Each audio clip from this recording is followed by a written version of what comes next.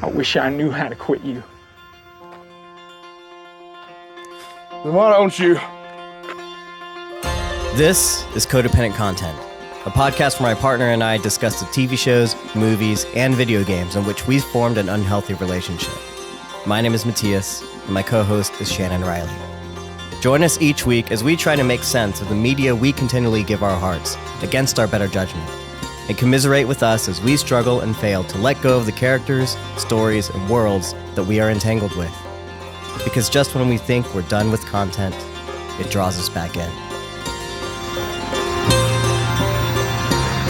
Shannon, this is important. Yes. I am not Mattias. Oh. I am from the past. Oh, no. And I need you to go to the past and the fate of this podcast depends on it. Done. I need you to tell us not to watch Yellow Jacket Season 2. Done. Done. Please. Please, Shannon. Save us. We are. Oh, man. I need you, but if you veer from that mission in any way, the timeline could collapse. That's a lot of pressure, though, okay? Right? So, like, the only thing you have to do is get us to not review. That's it. Okay. Not review Yellow Jackets. All right, here I go. Welcome to Codependent Content. I am Mattias from the past. And I'm Shannon from the right now. Great. I don't know if people like past Mattias, but we'll see. We'll give him a test drive. If he's half as charismatic as Kirk tries to be in this episode, then we might be on a good path here. Oh, yeah, we have a lot to talk about with Kirk. I'm assuming. Shannon, let's address any feedback that we may have gotten from last week. Do you have any thoughts, any things to address that you missed last week that you feel like you need to? I haven't been paying attention to too many things. You know, the people that are enjoying the lore loft are really enjoying the lore loft. I like to be like corrected on things, or when other people point out information that we both might have missed. I think that's really cool that Star Trek has such a deep, aggressive fandom that knows things. It seems like people are enjoying the discussion, and especially as we dive more into the emotional state of characters too, which is why we started having a podcast in the first place. We kind of get to marry the fun of the weight of the lore of Star Trek with the feelings that it brings out in us. Yeah. One of our followers did have a lot of thoughts after like last week. A lot of them aligned, I think, with the podcast and like didn't. She did ask specifically if we had seen like what we had seen of the first season. This mostly being addressed to me because considering you clearly have seen all the Star Treks. I have not, but I did watch the first season. Yeah. And specifically, they asked about the first episode, which was also, dare I say, just as kind of like preachy and just as kind of like unsubtle as I guess this past episode was with episode 2. And which I have seen it. And my thoughts on it were pretty much the same, even though we weren't podcasting at that time. I do want to mention that being the first episode, when you introduced Star Trek to me and we didn't know what Strange New Worlds was going to be, I was like, oh no, like smiling through gritted teeth, like, oh, this is going to be great, Shannon. Because I technically did not like that first episode. It's my least favorite of the season because as the season gets going, after that, I enjoyed the rest of the season. Sure. But that first episode is very kind of on the nose in terms of what it's trying to address. And I'm like, it didn't work for me in the same way that the last episode didn't work for me. And which leads me to believe again that maybe there's like a reshuffle in like the order of some of these episodes, and that maybe episode 2 was going to be the first episode of this season before Anson Mount had to go have his baby and do paternal leave. Yeah.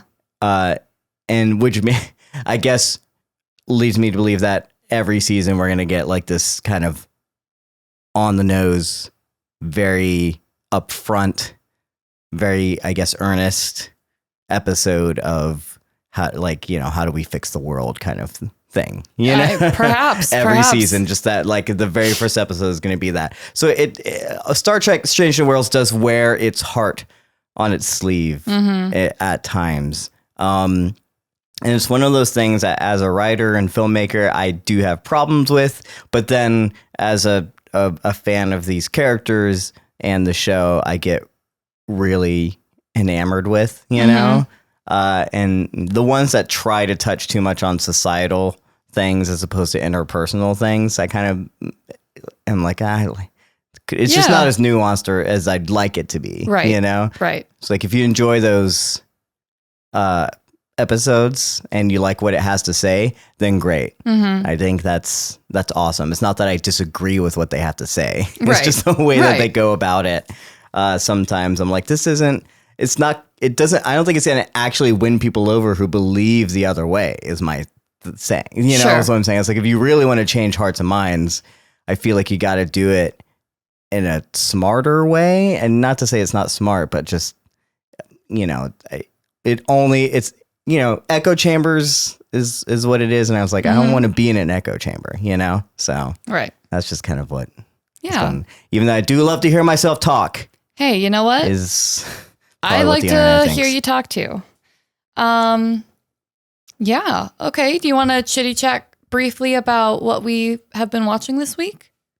Yeah, we caught up on Secret Invasion and a couple of episodes of Black Mirror. I will say of Secret Invasion, we've seen 2 episodes. The second one, I have been working really hard, so I was falling asleep. It was a tough episode to get through.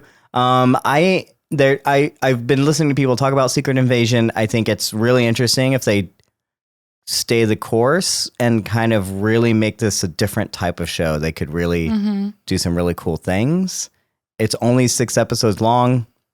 Oh, really? I believe it's only 6 episodes, and it is moving pretty slow in that sense.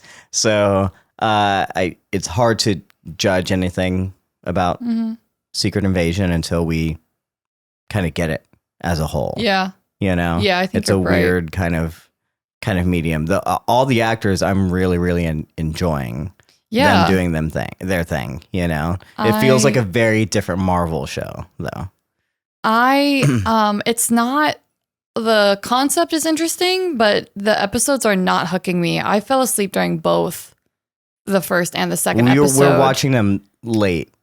So I don't think it's like the episode's fault. I just want to outline. I think we're just watching them pretty late. I think for me, it's the episode isn't landing for me because, just for example, the first night when we watched the episode 1, I fell asleep during episode 1, thought I was so tired I couldn't keep my eyes open and would want to go to bed. And then we put Dropout on.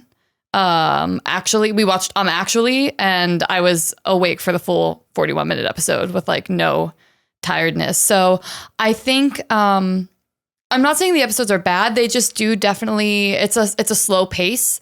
And unless your brain is like fully activated and you're ready to stay engaged in that nuance, I think it's easy to lose you. So you're probably half right. It's timing too, but they are 2 very slow burning episodes. And now that I know there are only 6 episodes in the whole season, I think it's going to be something I just want to sit down with and then decide how I feel about it. Yeah, it's a lot of talking too. So again, it's not a whole lot of action and there's a lot of merit to it. What do you know of the Secret Invasion? I'm assuming nothing. Absolutely nothing. So this is I believe one of the second biggest like event that they've covered in the Marvel Cinematic Universe, the first being Civil War. And these 2 kind of events are like all hands on deck comic events, like multiple issues across multiple storylines, across multiple characters. Because, you know, comics are normally like you get it issues of Spider-Man and that he's doing his story, and issues of Iron Man, he's doing his story. You know what I'm saying? And there's different arcs and stuff going on in there, and they don't usually interact, right? Unlike the Marvel Cinematic Universe, where they're always interacting and stuff, and that usually is saved. You know, you see people cross over all the time, but like most of the time, there's like, again, one character doing their thing, and then there's an all-encompassing like event that will happen. Usually starts in like one comic, it ends up affecting all the others, and it was again this idea that Skrulls in some Avengers comic, I believe, like someone died and then it was revealed to be a Skrull. And then I think over the course of many comics and many different iterations of things or variations, because of it was going into this comic and then this comic and then this, you know, and then culminating into like a huge event over months. You learned like what Skrulls have been up to, and then like what superheroes have been Skrulls this whole time and things like that. Like it's a huge kind of thing that happens. So this show is supposed to be setting the like framework for future movies. Okay. Presumably. Yeah. You're going to see this come out. So like, this is not something that you like, I kind of enjoy them taking their time if they're going to do it right. Sure. You know? Yeah. Because it is like an important event, because we're going to be learning. Like I think you're supposed to technically be wondering, as soon as you learn that in the second episode that Skrulls have been around for a while, there's lots of them. There's a lot of them. And things like that. You're supposed to be wondering, wait, who here is a Skrull? Including maybe Don Cheadle's character or the president or whatever. You know, like these characters you keep introducing, like that haven't been revealed. Are they a Skrull? Has Nick Fury been a Skrull this whole time? Like we don't, you know, we probably not Nick Fury, but these are the kinds of questions you'll be asking. And then they'll probably end it off on some sort of like cliffhanger where going into the next movies, like, oh wow, now who else has like been a Skrull this whole time? Yeah.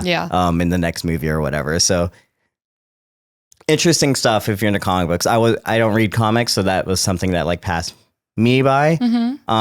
But that's one of those things where I feel like if I was a comic book fan, those kinds of events, even though I think they used to happen less frequently or rarely, they happen more frequently now. People cross over a lot and do those kind of things.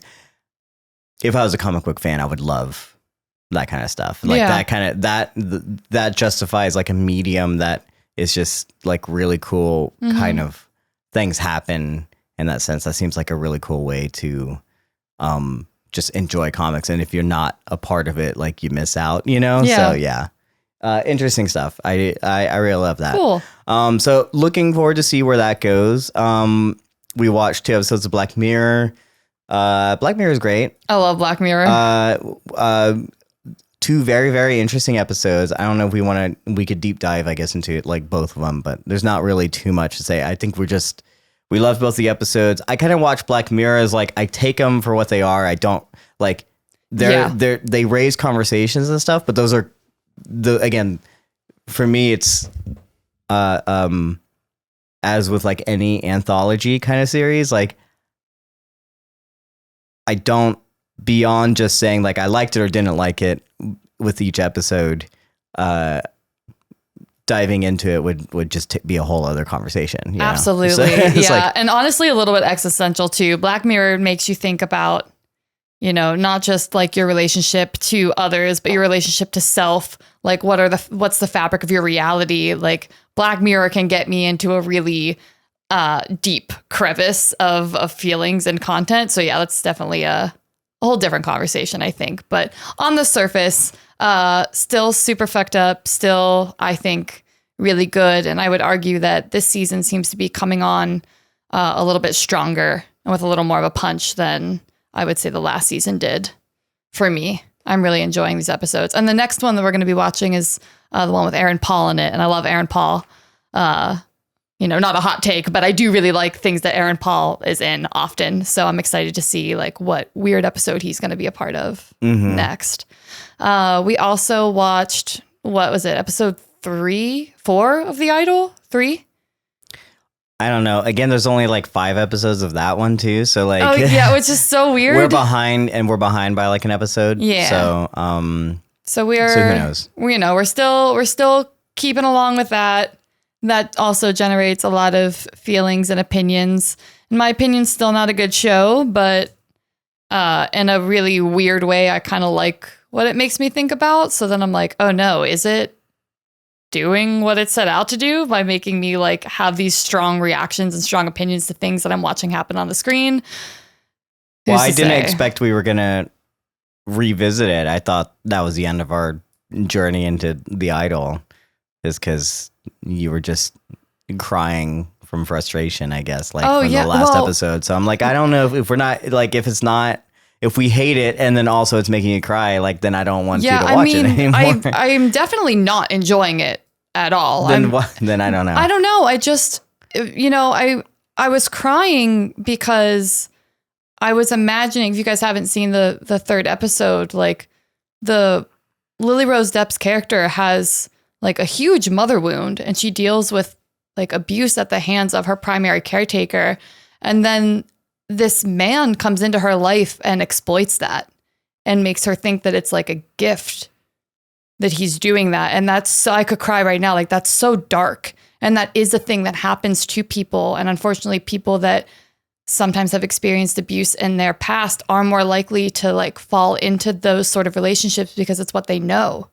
And that's why abusers can keep perpetuating the cycle, is because they find people that like cling to them. And I just thought that was so dark and really, it made me very uncomfortable. I didn't like it at all. But again, it's like, if the show is making me think about what that feels like and what people who go through that must feel like and what they experience, then is the show doing its job at pointing a finger at like the dark things that can happen?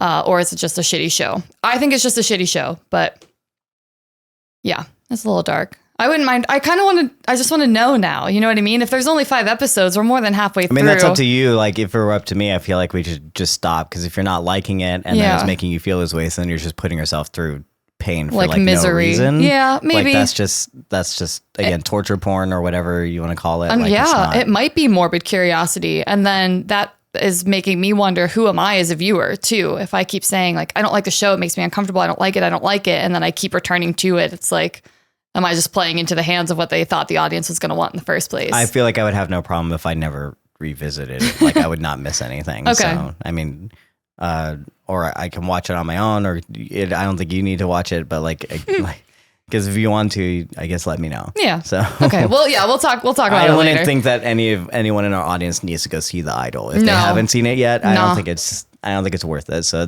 I think maybe the last time we'll probably talk about it, unless you really end up loving it after 5 episodes, which the last one I think would be premiering this Sunday. So okay.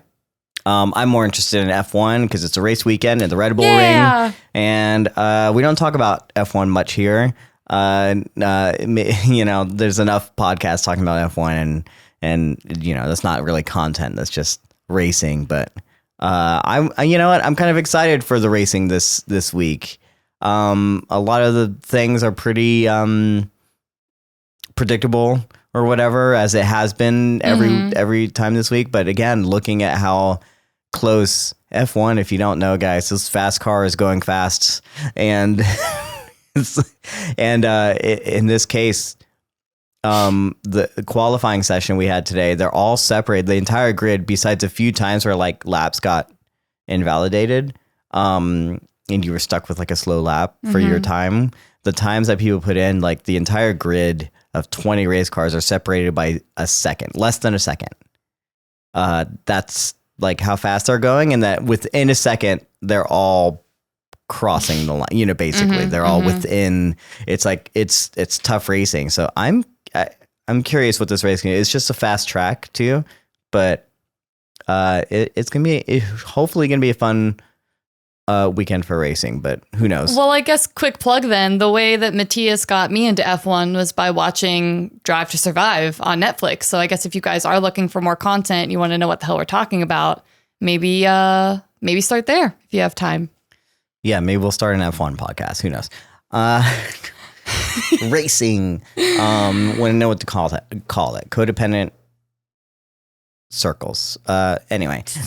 Vroom. Going right. Yeah. The podcast. And I think that's it. Although I will say also looking ahead, I am very excited to see the movie Joyride. And I am even more excited to see Mission Impossible in 2 weeks. So many movies are coming out and like so many reviews for things. I think a lot of people have seen Dead Reckoning, and that sounds amazing. I'm going to have to figure out, because I realized now that I'm working in an office every day for maybe this month, and I need to make sure I like let them know that, because I scheduled an IMAX screening at 3 p.m. So I'm going to have to find a way to like get home, get you, and go back to Universal so you can watch Dead Reckoning. Yeah, one of our favorite franchises. I've heard good things, but there's so much stuff we're like missing. We Warrior season 3 dropped. Yeah, we still haven't watched a single episode. There's just so much. Like we need to watch The Bear. We need to watch Warrior. We need to catch up on Black Mirror. There's just so much content. And then I'm working, and when I'm not working, you're working. So yes, it's because she has the weird hours and I have like normal hours. Yeah. Which is how personal training is. You just have often I might have weird hours, but that's just long. Yeah, like when you're on set, when he's doing, like last week, he was so busy, he would leave at like 7 a.m. in the morning, work all day, come home at 8 o'clock at night, and then do more work on the computer. So we literally didn't see each other last week. And then, yeah, when he works his like more normal office job from 10 to 6 or whatever the fuck, I'm like, cool. So I work in the morning from 7 to 10, and then you have work from 10 to 6, and then I work from 6 to like 8:30. So yep. There's our schedule if anyone was curious. But yeah, I think that's all the content that we've been trying to consume or overwhelmed by not consuming. Does that about wrap it up? Yeah, I have a 4-day weekend, so besides catching up on work, hopefully we can catch up on some shows too. Yeah. So, we'll see. So yeah, that's what we've been doing. That's what we've been consuming this week. Yeah, so that I believe brings us to our discussion of Star Trek Strange New Worlds, Episode 3, tomorrow and tomorrow and tomorrow. Yeah. If you're new to the podcast, this is your spoiler warning. We don't hold back on spoilers. We do discuss things kind of chronologically, and we'll go through the episode, and we do try and give our general thoughts at the beginning, but we're not necessarily holding back on spoilers. So if you haven't seen the episode and you want to see the episode before listening to the discussion, you should probably check out now, put this on pause, come back to it later. That's the beauty of podcasts. So go do that. In the meantime, Shannon, do you, let's start this off with, do you have any timeline moments that, you know, the thing that you go back, you could change, you have one thing, where is it? Where are you going? What is it? In my life or in general? Yeah, oh my yeah. God. If you can change the entire timeline. If I could change, you don't have that one moment. Yeah, if I could change, and it's really probably kind of stupid. If I could just go keep back, in mind, you'd probably never meet me, or Nero, or Ariel. Okay, well then never mind. My timeline's perfect. No, what I would go back and do, dead ass. When I was 6 years old, I was helping my mom move rocks, like from the garden, so we could plant a garden, and she put a handful in my hand, told me to bring them down by the pool, and she told me not to run with them. Reader, I ran with them. And I fell down and I knocked my 2 front teeth out. Mm-hmm. I was a baby, so it didn't quite matter. So they put them back in. Why would they? I have no idea, but I remember they put them back in, and that was step 1 of why I'm terrified of the dentist now. Sure. Couple days later, I'm in dance class. I knock my teeth against the bar. They come out again.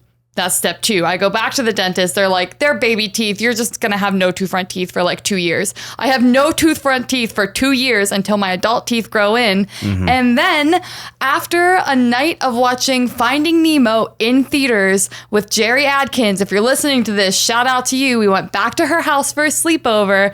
We were blowing up one of those blow up like jelly chairs. She flipped over it, kicked me into the mouth, and knocked my front tooth out, which is why now my front teeth are fake and I hate them, and the dentist makes me so uncomfortable. So if I could go back in time, I would never knock my teeth out in the first place, and I would have a healthy smile and a healthy relationship with the dentist. Thank you. Interesting. What about you, Mattias? What would you go back and change? And then we would never meet because your smile would be like so glaringly perfect, I guess, that I would already be rich and famous. Yeah. They would be like her. You would be married to Tom Cruise or something. Oh, right. Yeah. I'm a child bride? No. He has fake teeth, so he would love that your teeth would be so perfect. So real and so perfect. Yeah.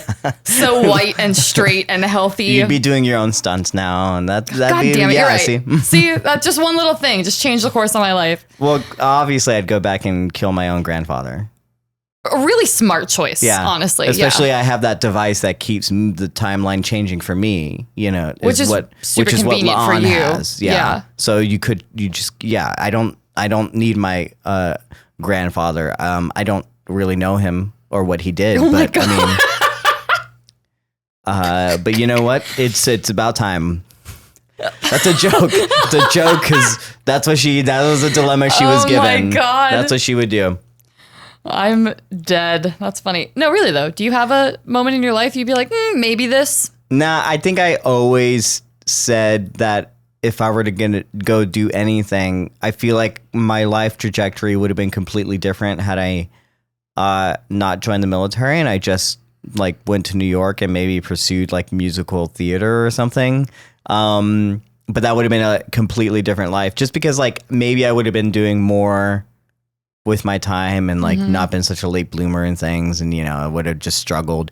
But I also feel like that would have been a bad like move for me, like financially and as a like person. Like I probably would have just delved into drugs and musical women, I guess. Oh yeah, you would have been a hot commodity to us musical women. You get a straight guy in there and it's fucking over. It just probably would have been bad. I don't know.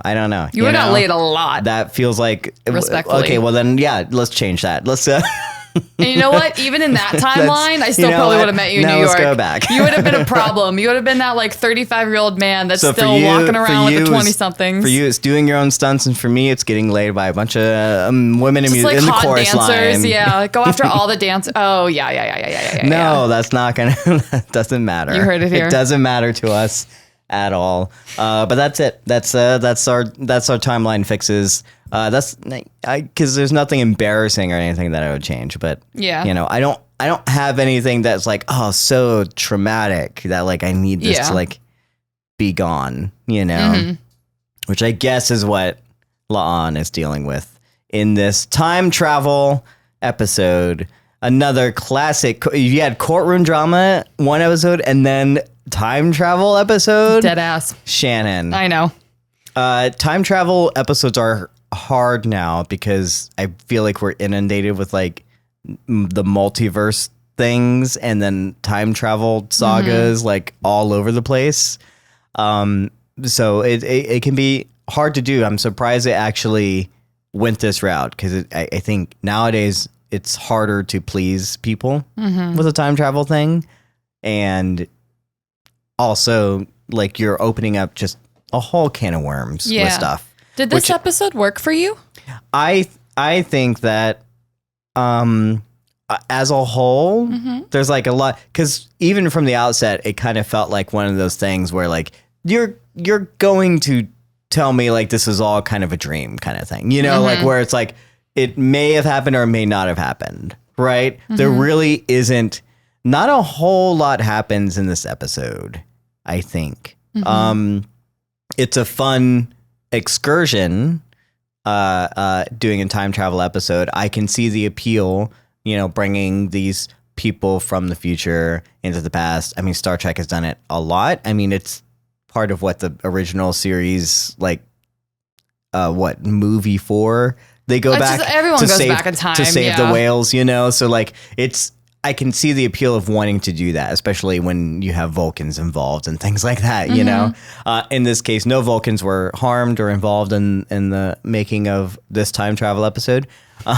We just get a brief glimpse of Spock, and that's it. That's not true. A lot of Vulcans were harmed because they're at war with the Romulans. So a whole lot of them are dying, apparently, including a whole lot of Earthlings. Actually, Earth is a Hell's Cape. So apparently, so there's a lot of people that were harmed in this time travel episode, not just off screen. We just didn't see it. We just don't need to care about them. But yeah, overall, this is again, for me, better than the preachy episode. And we're going more in a direction that I'm loving. There are still problems that I have with it, but overall, I thought it was a fun episode. And if you're fans of Lon or Kirk, then this should be also a fun episode. Yeah? What do you think, time travel? I like the episode because I like Star Trek, and it's very difficult for me to find a Star Trek that I don't like or enjoy in some capacity. I really loved spending time with La'an in a different capacity than we usually see her, and I'm excited to dive into her emotional state and well-being as we talk about the episode. But I will say this has been my least favorite episode so far.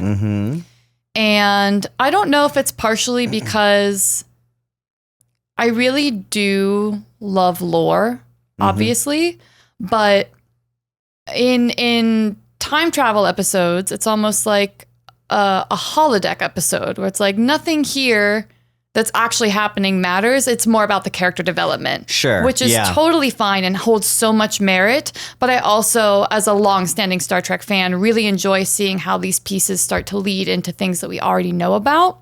And that actually leads me into something I would like to discuss either now or later in the podcast, which is like, who is Star Trek for, especially as we come into these new iterations? Are we catering to fans and fan service and trying to engage with the people who have already fallen in love with the series? Or are we trying to capture a new audience? Because I think the way you keep those two things are two different game plans. Yeah, let's talk about the episode because I feel like we can answer that based on what this episode was trying to do, and then see if they succeeded or failed, I guess. And so we'll save that for like a kind of a concluding, I think, question. Cool. If you remember that. So let's just kind of jump into the episode, give a little brief overview of what it is, and then talk about the things we liked, didn't like, what's going on. So we start off with, we do a recap, I should say. Like that feels like the recap is super important with very much specifically just about La'an and her struggles in the first season specifically, and because there's really nothing except for the courtroom scene and them reminding us that she is La'an Noonien Singh. A lot of this flashback came from the first season where she is struggling with, I guess, being an augment and hating augments and learning that Una is an augment, A lot of stuff that I kind of actually forgot about, where she stood with Una at that time and like why she was so mad about that kind of stuff. So great that they reminded us. Though I wish they had done that before, I guess, Una's episode, Yeah. And at the same time, a lot of it, well, first off, you called it, like, technically last week that the whole Noonien Singh calling out Khan thing was going to get brought up. This is going to be a major thing in the season. I didn't expect it to be like next episode, Right. Like we are leaning into like Khan, something about Khan and her lineage is going to be like constantly keep getting brought up. So you definitely called that. At the same time, I felt like none of the stuff that was brought up in the recap actually had any bearing on the episode whatsoever.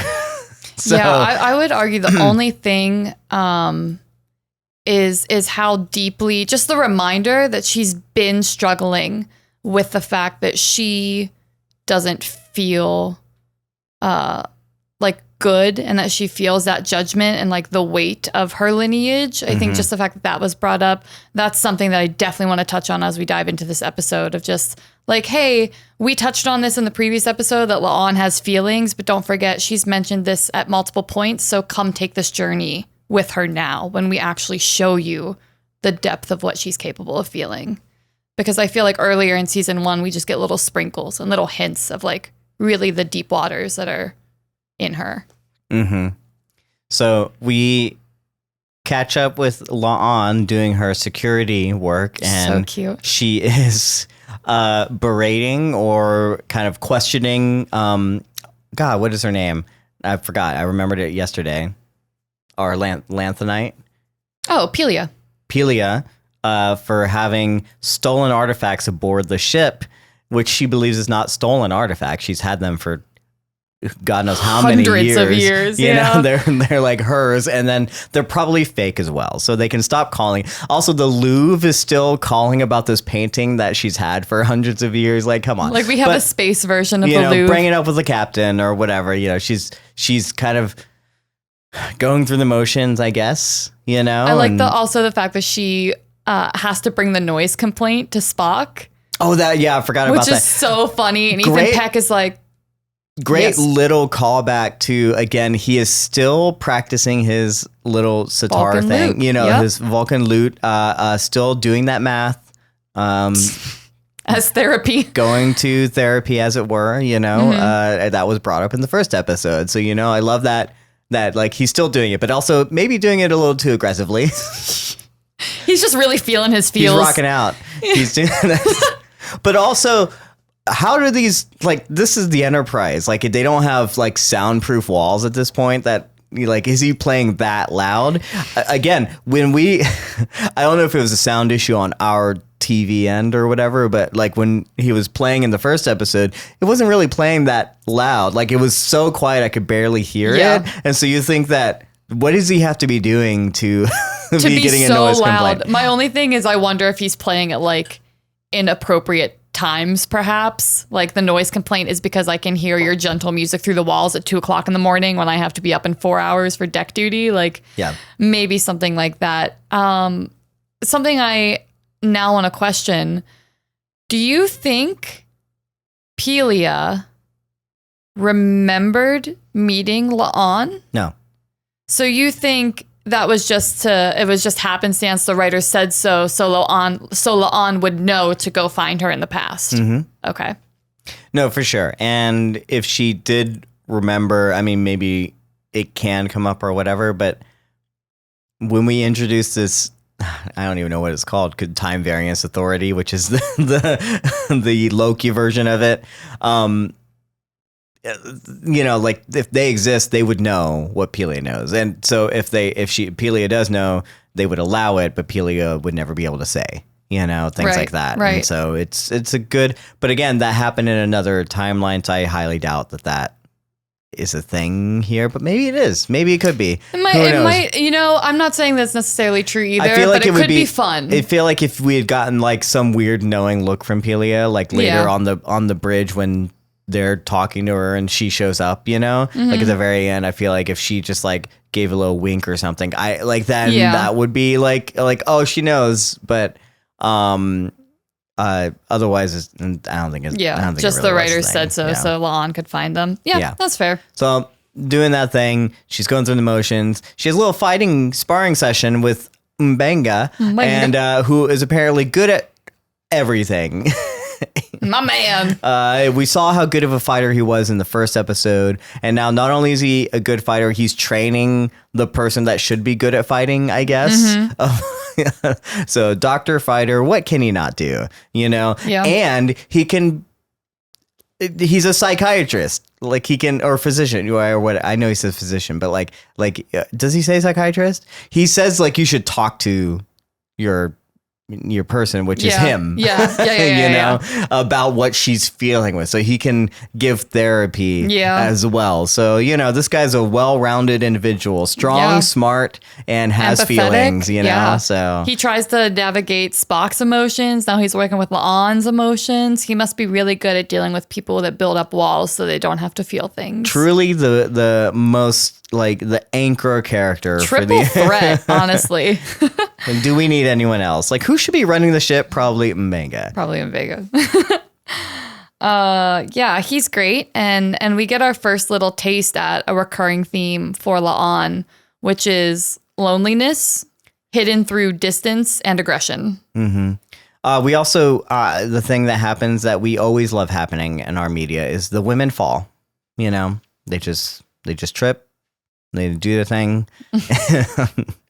She didn't trip. He did use her energy against her, but like again, women cannot stay on their feet in our media is a running joke in our household of how often, and Shannon's just mad that I called it out. So that's all right. No, I'm not mad. She was thrown, but there's an excuse. Okay, we're justifying it. It's but not still, like Kate running through the woods and Lost just falling over nothing. La'an was thrown. But usually it's like, if we want to show like strong woman character, she's the one doing the like tossing and like, oh, you thought you had me kind of thing. But like, this is to show how much of a not put together she is, or unfocused or whatever, kind of thing. They have to fall, for character development. For character development. This is the equivalent of fridging in the male side, bro. Oh my god, we gotta sacrifice one of our own for the good of all womankind. Yep. So moving on. Any more thoughts on the sparring scene, I guess, that was going through your mind? No, just the fact that we touch on that loneliness immediately. He calls it out in her, and I was like, yep, we're gonna delve into that. Again, very on the nose. If only we could look at another human being and be like, and call out the exact thing that you should really talk about that thing. And she's like, what? Your loneliness, like, okay. And she's like, back the fuck up. I need you to hold on right now. Yeah. I came here to punch some things, not to. I came here to fight, not to feel. Put that on her epitaph, because that's her right now. Until, I would argue, we get such a great arc with her that is how she starts this episode, and it is not where she ends this episode. True. At all. Yeah. No, she does, but she can't tell anyone. Yeah. Because it never happened. Okay. Poor girl. Moving on, she's doing her rounds. She's in the hallway, and lo and behold, some guy in a suit just some guy beams in. He's from the past or the future. He was an agent. And he's got a device, and the first person he finds, he's like, you gotta solve this thing. You gotta solve. It could have been anyone, it could have been M'Benga, someone who probably would have been really good at this apparently, but instead had to find this person who's not willing, the reluctant hero, as it were. Yeah. And thoughts on setting up this? I just, again, fine. Like, this episode, to me, I don't so much care about the plot. It feels is heavy-handed the right word? Like, the way we set up the fact that La'an is lonely, the way that we put her into this situation, the things that we deal with when they get to Toronto. Like, none of that feels particularly groundbreaking or thoughtful or cutting edge, but it's the journey that she takes that I'm like, yeah, you know what? I'll just deal with it, because we did have to set up this place for her. Yeah. So yeah, like of course this random person is gonna, number one, beam onto the Enterprise, because we're the Enterprise. What other ship are you gonna beam onto accidentally? But also that of course he's gonna find La'an Noonien Singh to deal with something that's happening with the Noonien Sung Academy. So, Sure. So we this is reminding me something that I want to mention, like, of all the things about this episode. This makes me miss 22, 24 episode seasons, because I feel like if we weren't stuck with this newfangled streaming 10 episode season arc kind of thing, we would appreciate this episode so much more. Absolutely. If we had 22 episodes of dealing with this crew or whatever, like this would be, I don't want to call this filler, but this is one of those episodes where like we only have 10 episodes here. Like we gotta like some things need to happen, and then we're just only gonna focus on one character here. It's like if we had 22 episodes, that'd be great because we'd get that time. We'd love that time, you know. But this is we're dealing with a different kind of I guess content, the way that we're getting delivered it and distributing it and producing it and streaming and all this kind of stuff. It's just, I miss that. I wish we could go back to that. And I know that we're dealing with a writer's strike right now, and there's a whole lot of, which is still going on. We haven't brought it up in a while, but it's still happening. Actors are going to strike soon. It's going to be great. And it's going to be great. In having like discussions, I've been listening to writers talk about it. Like one of the biggest things is going from 22 episode seasons where you're going to be on for like an entire year or whatever, just writing stuff and like continue going throughout the season to only 10 episodes, and where you were working for months to a year. Now you're like working for only 10 weeks or whatever. And then like your shift stops as they start filming, you know, which didn't used to happen. You used to be writing the whole way through the season. So I feel like with what's being asked for and what we're re-examining with, did streaming work? You know, maybe we might be going back to that. But I just want to say, like, a show like this could really benefit from just more episodes. Yeah, you know? I agree. And I wish we didn't have to limit it. I wish for some reason, it could be budget, whatever. There's a whole lot that goes into it, including like a really good explosion, in my opinion. In this, like, there's some good effects work in here. In this episode. And so, yeah, there's a whole lot that I guess makes sense budget wise to kind of truncate it. But I do wish we allowed ourselves to, like, we're not tied to having only 10 episodes. Why not expand it to however many we want, you know? I don't think that, and I know you're not saying this, I don't think every type of show needs 24 episodes. I think some series really do work in a more limited sort of engagement. Yeah. But absolutely, who's to say like that 10 was the moneymaker, especially with a show that is such an ensemble cast where you get the joy of spending time with each individual person. Why not 16 episodes, if not a full 24? Like, why not just give us a little bit more time to spend and like play in this world instead of here's 10 and of course we're going to tell the story, but like, Yeah. I agree with you. I agree with you 100%. Yeah. So that's her thoughts on that. That's what you reminded me of us. But she, she gets this device. It goes through time. She's being told to go to the bridge, take it to the bridge, or find the bridge.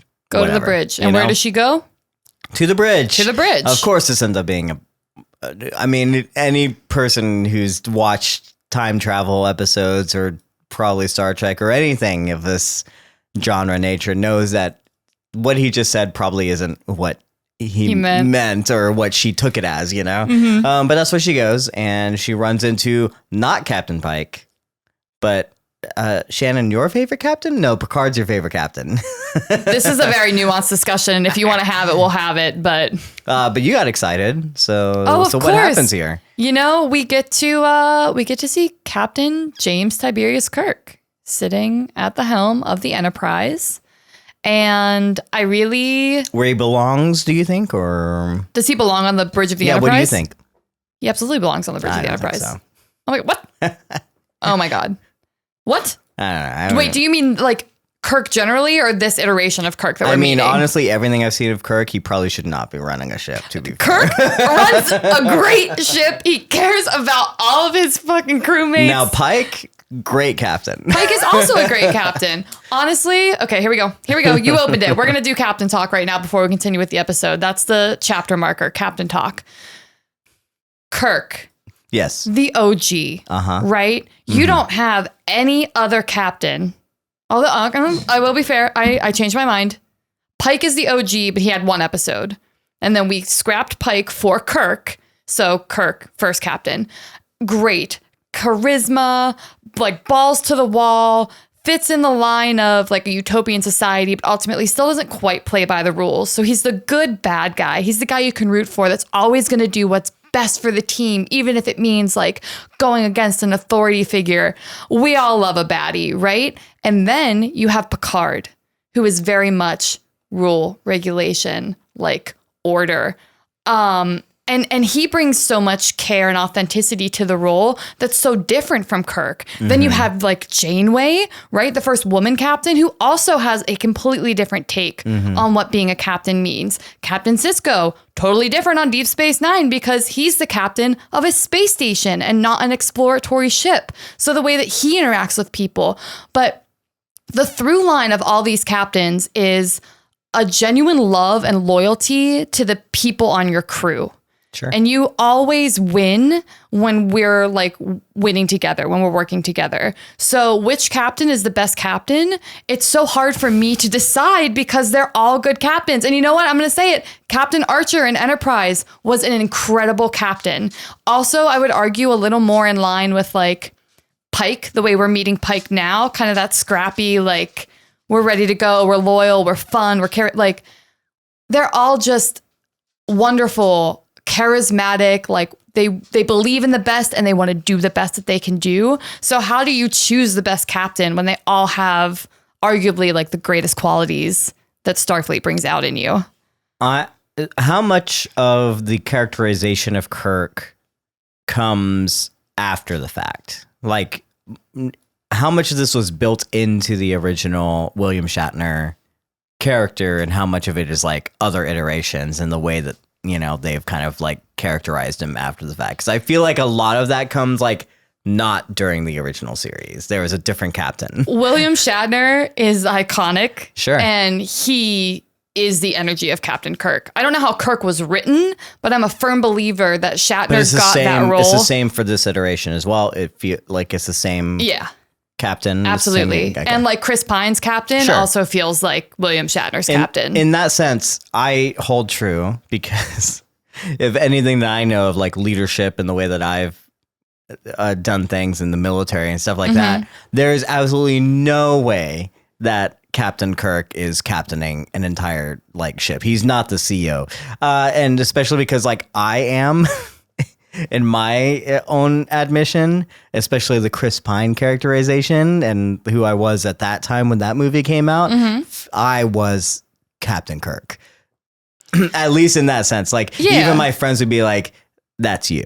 when he sits in the chair and he's just there and I was like, no, that's completely you. And there's absolutely no way that I should be I've come to the conclusion there's no way I should be ever captaining anything or being the like main leader of anything if I'm like a number one and still hold those same values and stuff like that and fighting for the crew and stuff, you know, and having that what you said, all the values that he has, then yes. But I should not be making decisions in the huge decisions. But like instead, like I work best in a different capacity, and not the main leadership role. And so maybe that's just a personal belief. But also like there's no way he gets away with. He just like he gets demoted.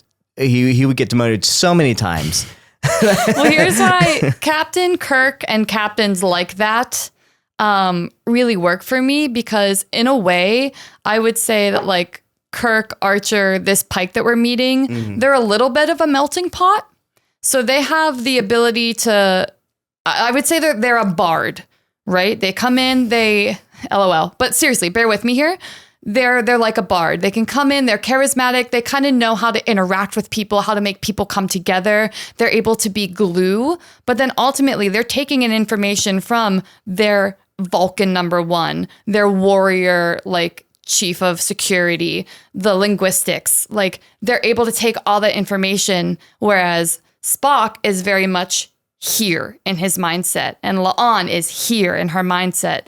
Captains like Pike, Kirk, Archer are able to morph all of the best qualities of those people into something that makes a cohesive thing that other people can attach onto. And I think that's what makes a powerful captain quality, are they all a little bit like uncouth? What's the word I'm looking for? Like unconventional in some ways? Definitely. Absolutely. They're not your stereotypical like button up. Yes, sir. Yes, ma'am. We're going to do everything by the book. But I think there is something to be said about someone, like I said, that can take in all that information and make the best plan of action. I love Star Trek for these captains. Oh, yeah. Like, I love Pike. I love Kirk. I'm just saying in real life.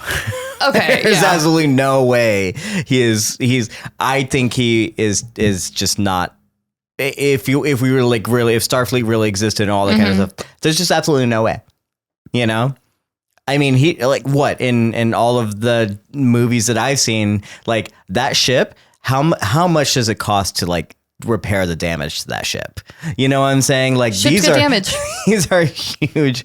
Granted, I learned a lot about how Starfleet and the Federation works in this episode than I did in any of the other episodes, and the fact that like, well, we learned about the past is like, oh, they still work with currency and they're privately owned cars. Like, oh, okay, I think I'm understanding now. This is how things work, which is great. The utopia of the Federation, you know, where you don't have private ownership of cars. Yeah, you could just take whatever car you want, kind of thing. Okay, interesting. What does Pelia call it? The whole no money socialist utopia thing. Is that what she says later on?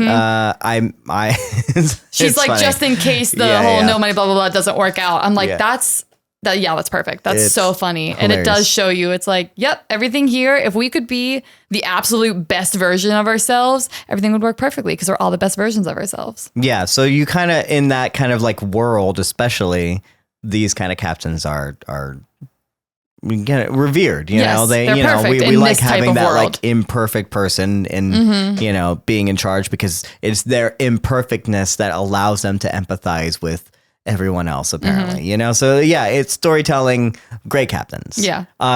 Real life, not great captains. What do you think of this version of Kirk? Have we talked about that yet? This version of Kirk is very interesting to me. So something that I had mentioned the other night was that this is now the second time we've met Kirk in Strange New Worlds, but in both times we meet Kirk, it has not been in like the current timeline. So we meet Kirk in episode 10, and that's in an alternate version of time where Pike never gives up command of the Enterprise, and Kirk is a captain of a different ship. So I had to Google that because I wasn't sure about it, and I had kind of forgotten what happened in season 1. But it's just interesting. It's giving Paul Wesley, I think, a little bit of playroom to figure out where his Kirk can live. But then, is he not playing Kirk on like Discovery or something? Is that not? I didn't watch Discovery. Okay, well, so I really don't know. But he wasn't cast originally for Strange New Worlds, right? He was cast for something else, and they just kept the same Kirk, the same way they kept the same Spock. Is that actually don't know. I don't know if Kirk was on Discovery. Shannon, you're the Star Trek person. I know, but I didn't watch Discovery. Okay, is Kirk on Discovery? I'm not sure, but I mean, regardless, the fact that in this episode at the end, and we'll get there, we get to meet Kirk in our time, I think is super exciting, because so far all the time we've spent with him, all 2 episodes worth. I do think there is another episode where he helps out with something. It's just like tangentially. Is that not true? We can reference him by name, but we only get to spend episode 10 with him and this episode. Right, but I'm saying like he's made that. I thought he made the cameo too before like that episode, but maybe I'm wrong. Oh, well, okay. To be fair, if it is a cameo, in the same way that like he made the reference, it's not the first time we've seen him in our current timeline. Right. So it's like a gentle hello, but any sort of time we've spent with him has been outside of what I would call like the prime timeline. So that's kind of fun. I do have something written. Give me a quick second. The ultimate version of Kirk, blah, blah, blah. He feels, you mentioned this, so I'll say this as a segue to pass it on to you.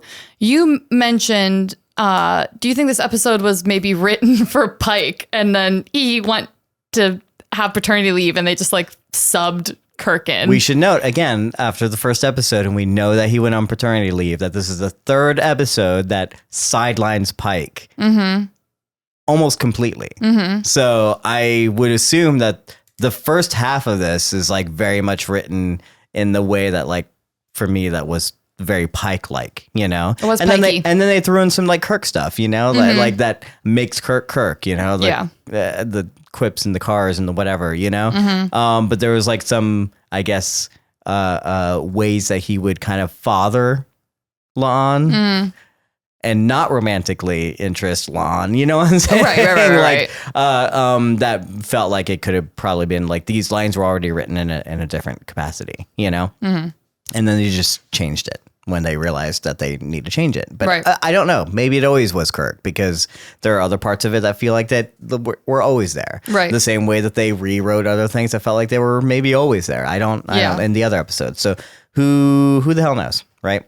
Did you have answers or more things to say? No, I don't have you just brought it answers. up? Yeah, I just wanted to see how you felt about that. It's a springboard. Cool. I mean, I had one more question about this Kirk, and I mean, in comparison to it, because you never really answered what you thought of this Kirk, you know, in terms of like who he is. Yeah, this Kirk is fine. He's not particularly different from what I kind of already know. He does feel like the younger version of something we meet in the original series, which is fine. But I feel that way about most of the characters, that they're the less like hard shaped. They're still in flux of like, sometimes they'll be a little more emotional than I'm used to seeing them, or they'll be a little more dramatic or a little more straightforward. You know what I mean? They'll play to different strengths that you don't get to play as much with in the original series. So you almost get to see like how they start to shape who he'll become as captain when he picks and chooses like how he's going to wear his personality as a captain. But yeah, I think, you know, Kirk's great. He's got his little, he's always a flirt, in my opinion. He can flirt with a rock, period. Kirk is always ready to like woo a lady, woo anything, slit his shirt open. Sure, that leads me... Sure. That leads me to my like next question, just to wrap up the Kirk talk. Yeah. Because to me, this feels like weirdly, I don't know that much about the other Kirks, I guess, but this feels like an idealized version of Kirk. Like the way he's written and the way that like he looks, like this is the ideal like of who he's supposed to be. Which one is the hottest Kirk, Shannon? I think Chris Pine's really attractive. Sure. You think he's the hottest Kirk though of the whole list? So I feel like three. this is like square jawed, you know, tall, like ruggedly handsome, kind of like this is a Kirk, and he's like you said, flirty, and then like that's why to me it's like idealized in that sense, and then also smart, and also, you know what I'm saying? Yeah. Like there's a lot of like the things that kind of come to the forefront, and they cast. Like you said, Paul Wesley, like very specifically. And I think especially with when we get new castings of people, like you're going to notice how they look compared to like the other ones. Yeah. And this to me feels like that, you know, do you disagree? What do you think? No. Yeah, I can kind of see that. Kirk's always kind of had the same like white guy, dirty blonde hair sort of vibe, I guess, with the square jaw, kind of tall. But I would think that William Shatner and Chris Pine were kind of, you know, as their unconventional captains, like unconventional good looks. You know, Chris Pine was not accepted as like for a while until after I believe this. Then he wasn't accepted as that's crazy to me. Like traditionally handsome. That's insane to me. And again, I don't make the rules in that sense, I just but didn't know the that. traditional handsome thing, I would say like also William Shatner wasn't like a traditional. Was he like at the time? Like I don't know. In the 60s, I can't speak to William Shatner, but I feel like Chris Pine just kind of looks like another generic like white guy in Hollywood. So the fact that there was a time in his life where he's not considered conventionally attractive with those blue eyes and his perfect smile is like. Well, I say Paul Wesley feels traditionally handsome, and I say that because I'm not attracted to him at all, and so therefore he's probably, and when everyone else is like attracted to that, is like, oh, then you're just a traditional. So to me, that's what I thought. Paul Wesley, when I think about him too, I think of my Vampire Diaries craze, because he played Stefan, and Damon Salvatore was played by Ian Somerhalder, the guy that plays Daniel Boone in Lost.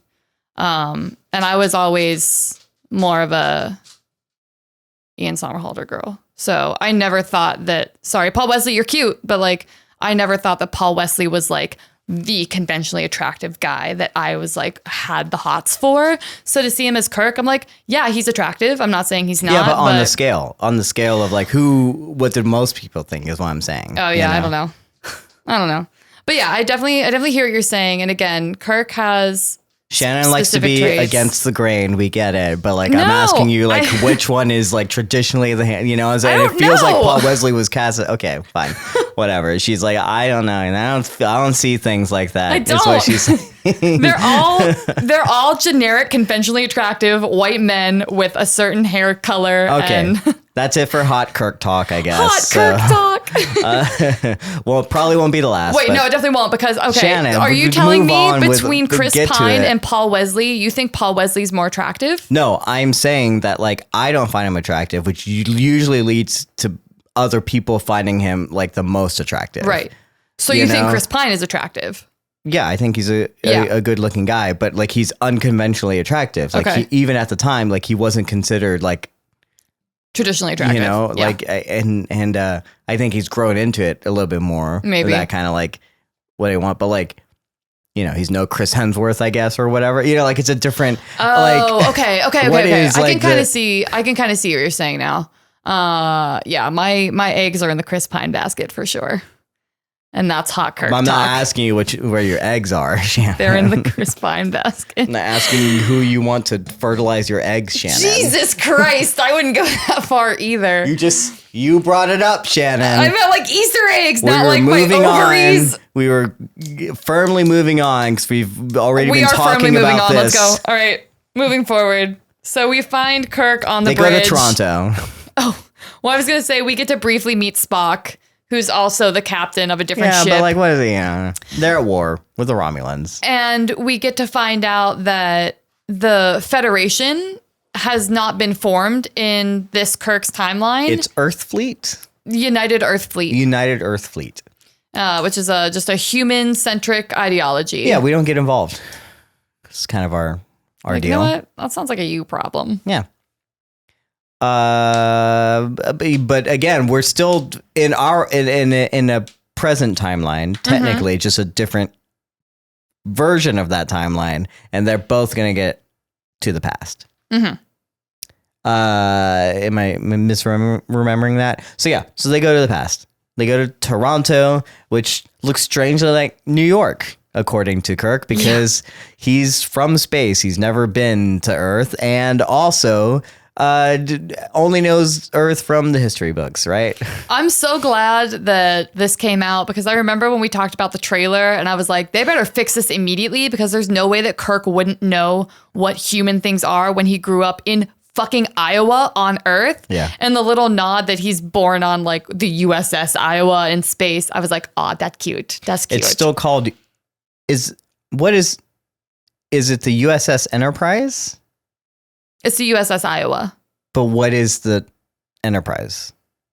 What are all the ships? USS is a acronym that is for United States ships. I don't, I'm saying it's very specific to United States. So are we still calling Star Trek ships by USS, or is that just in that timeline? Well, doesn't he? I'm asking you like what the designation is for the ships for all of Star Trek, period. A USS and then the name of whatever the ship is. So they're also United States or United whatever? United Starfleet, yeah, whatever the I don't USS think it is stands for. because we have USS ships now. The USS Carl Vinson, the USS Eisenhower. Well, we have the USS Kelvin. We have the USS. What? I'm talking about in real life aircraft carriers. Oh. These things that I'm calling is like we call it in the Navy. We call it USS because they're for United States. Sure. And that's what I'm saying is I'm surprised that they kept that designation. That's just something I'm learning now. Oh, okay. In something that is supposed to be global and worldwide and also like galaxy wide, that it's still called USS, especially in his timeline. So I'm asking you, what are they still calling it? Because I'm trying to figure out why they still call it the USS, because it's not United States anymore. Right. It's different, but they still do because Yep. that's what they do. That's They what they don't do. know how to. They don't know what they stands for, or they. I mean, it change after the probably, fact. I can Google it if you want me to, or chat can Google it if you want to. USS probably stands for something related to Starfleet. United Starfleet something, you know? Yeah, probably. But again, moving on. Okay. I think maybe I'm just confused about what the fuck you're asking me. Did I not answer it? I was just asking you what they call the Enterprise. The USS Enterprise. Great. Okay. The USS Enterprise D, technically. Doesn't make any sense to me, but okay. Yeah. All right, cool. So where do you wanna bounce from there? Well, where did they go get some clothes? They do. They go get some clothes. They have an adventure. They have a date, Shannon. They have a They get dressed. They get some money. They have some hot dogs. They do Well, have one of some- them has some hot dogs. The other one does not. Lon doesn't want any hot dogs. And then they sleep in the same hotel room. Yeah, I And you thought know it was what? really weird. Again, I accept it because I like what it gives me of La'an, but I was like, she just met this guy and she's like kind of enticed by him taking his shirt off. I was like, oh, I wasn't Yeah, expecting that to was see weird. that like so fast from her. Feels forced. Yeah. The big change, the big shift for me for La'an happens in the car when she mentions her name and he's like, "What? Who?" Like that. If any of that other stuff would have happened after that moment, I think I would have bought into it more. But yeah, for your first like 20 minutes with this guy and you're already checking him out as La'an, I was like, that feels a little bit out of place for her. And is that just supposed to show us that like Kirk really is just so special that even La'an cannot withstand his charms and his appeals? Yeah, that was a little weird to me. But yeah, they do a little potpourri of things. We get to see Kirk play two-dimensional, boring human chess, I guess, which he's very good at, which I think is What is hilarious. three-dimensional chess? Like, it's just chess, but on 3 different boards, right? Mhm. It's 3 different... I mean, is it the same game on each one? Is it like all 3 or it's one one game? cohesive game. I don't yeah. believe it. It's Vulcan I guess chess. I can make sense, sure. Yeah. Yeah. So that's kind of funny. And if he's good at Vulcan chess, which I don't think, I feel like he's not. I could be wrong. I feel like I could be Clearly wrong on he that. is. At Vulcan chess. Well, Yeah. he's good at something. He's good. Maybe being bad at Vulcan chess is still like a grandmaster in Right. regular chess. A regular person chess. Absolutely.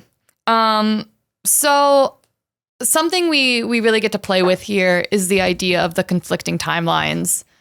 Kirk is so adamant that his timeline is like the timeline. Mhm. And I like that he pushes back. I love that moment. That's my favorite thing because like when we're talking about time travel, you know, we always go in with the suspension of disbelief of like what needs to change, what hasn't changed, like all this kind of stuff. We're like firmly on the side of the thing.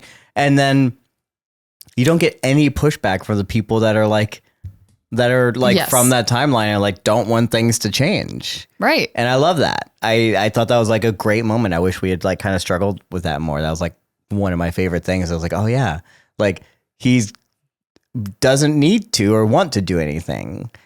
But what do you think of, you know, the fact that Sam is dead in this timeline, but he's alive in her timeline? Mm-hmm. Like, why does that change it for him? I'm not sure if that specific thing is what changes it. I think over the course of the episode, as he learns more about La'an's time, and he, as we know, his time is still kind of as we know it. They're visiting our time, you and me right now. They're in like our present day. But the fact that even a couple hundreds of years from now, Kirk's timeline is still basically doing the same shit, just with more tech, I think he thinks is fine. There is a little more individualism. It's a little more human-centric and not so much like United Federation. And as he learns about the utopian society that the Federation brings about, I think there's a part of him, which is very Kirk, that aspires to that ideal. And as he realizes that whole galaxies and whole species come together to explore the stars together is more appealing to him than the human-centric like capitalist economy that he's still living in.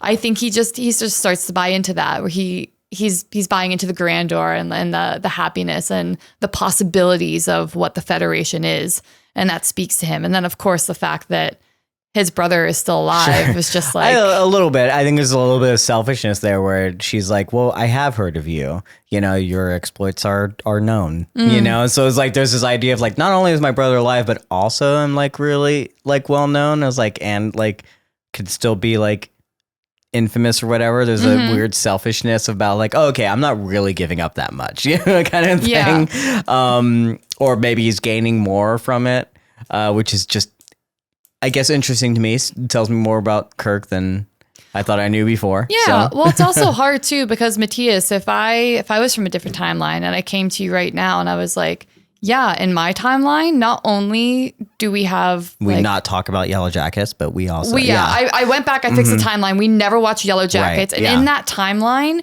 you are like like a callback for anyone who you're missed living your absolute best life. Sure. You are a famous writer. Is he you're living a his director. best Just life? wait. Okay. You, Mattias, Yeah. you are living your best life. Yeah. You're a famous writer. You're working on any project you want to work on. You have Sure. all the money you could possibly need.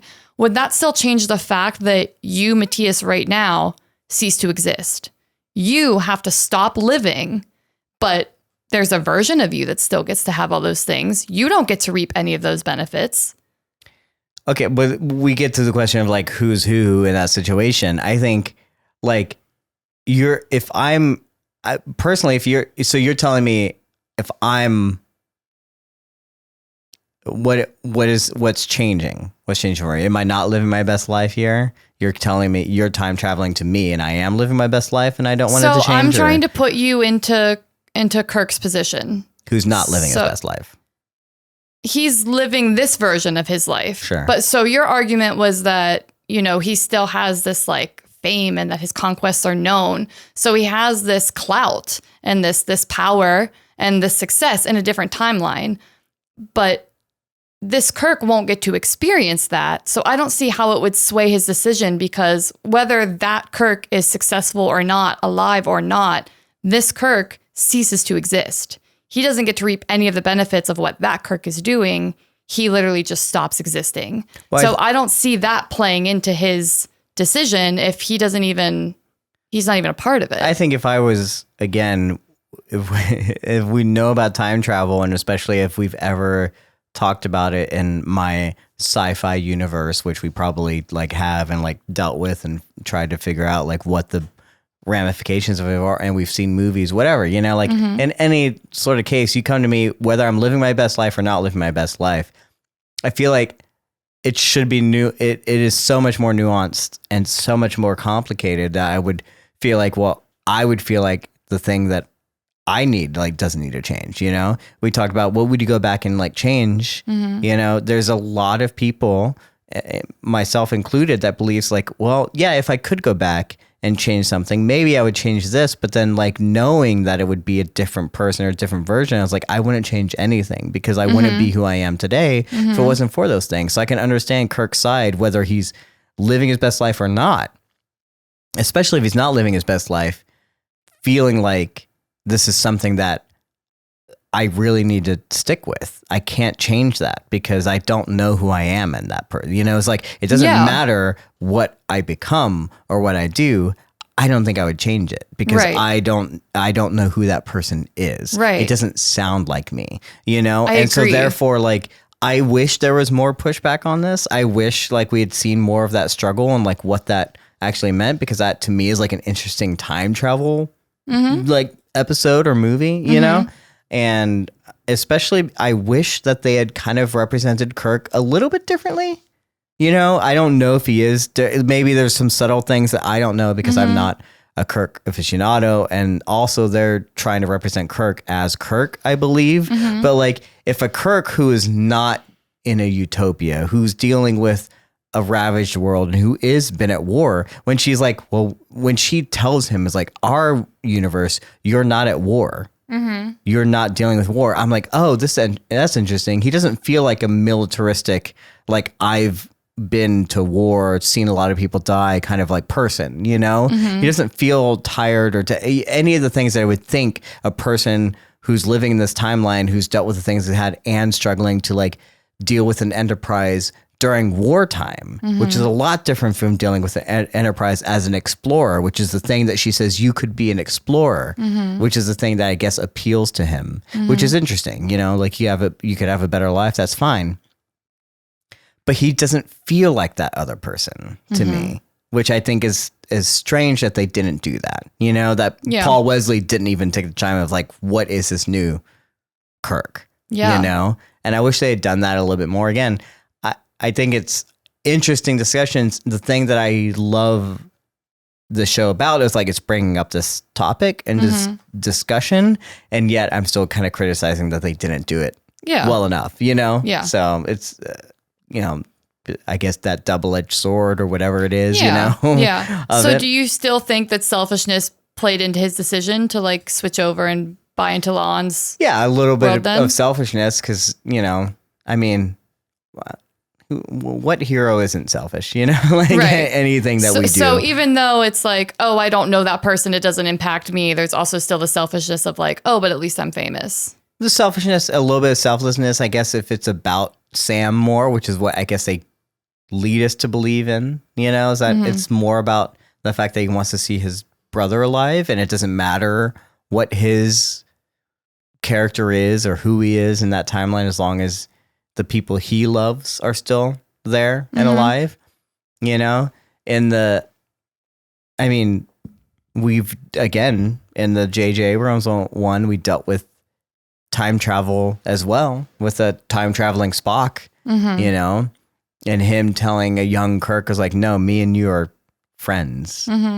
And like, usually that's the thing that they appeal to with Kirk is that friendship thing, like of like who, like you could have, which again is why didn't they create this as a person that's more like disconnected, you know, it doesn't like less vulnerable, that kind of stuff. And interesting, you know, if you could think that like, oh yeah, I could be like not that, but she doesn't know Kirk, you know, so it makes sense. But the fact that they're not appealing to that they're appealing to something else is really interesting. Yeah. And like, yeah, again, she says like, I know who you are still. Like, so yeah, there's a little bit of selfishness going on there. It's like, okay, I don't have to be at war. I don't have to be this person or whatever. And my brother's alive. Like, I want all that, whatever that is. Yeah.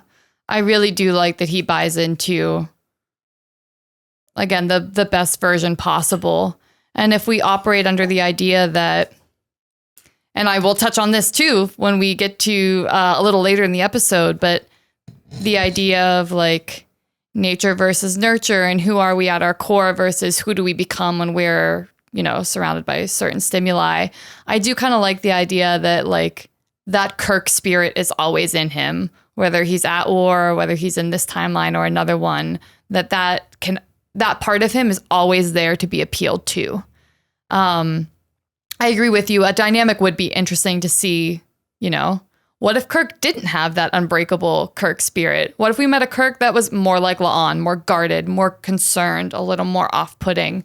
But yeah, I think just the joy of like, that's in there, that idealization and that like joy of discovery is there and just ready, like at a pin drop of meeting this person where he's like, oh, I could buy into a future like that. Absolutely. I think is just cute. It's a cute little Kirk moment. Yeah. I mean, well, speaking of La'an, and we could move through this just kind of like quickly, is like we get, they, you know, they wake up, they have that discussion, they go and the bridge explodes. So they're like, okay, this is the thing. I do remember that happening, you know, but then they go check it out. Something's different, you know, they have a little car chase to figure out what's happening. And then another person shows up and then they learn about the institute thing or whatever, you know, and we go in there and we find out after all is said and done, this is about her lineage.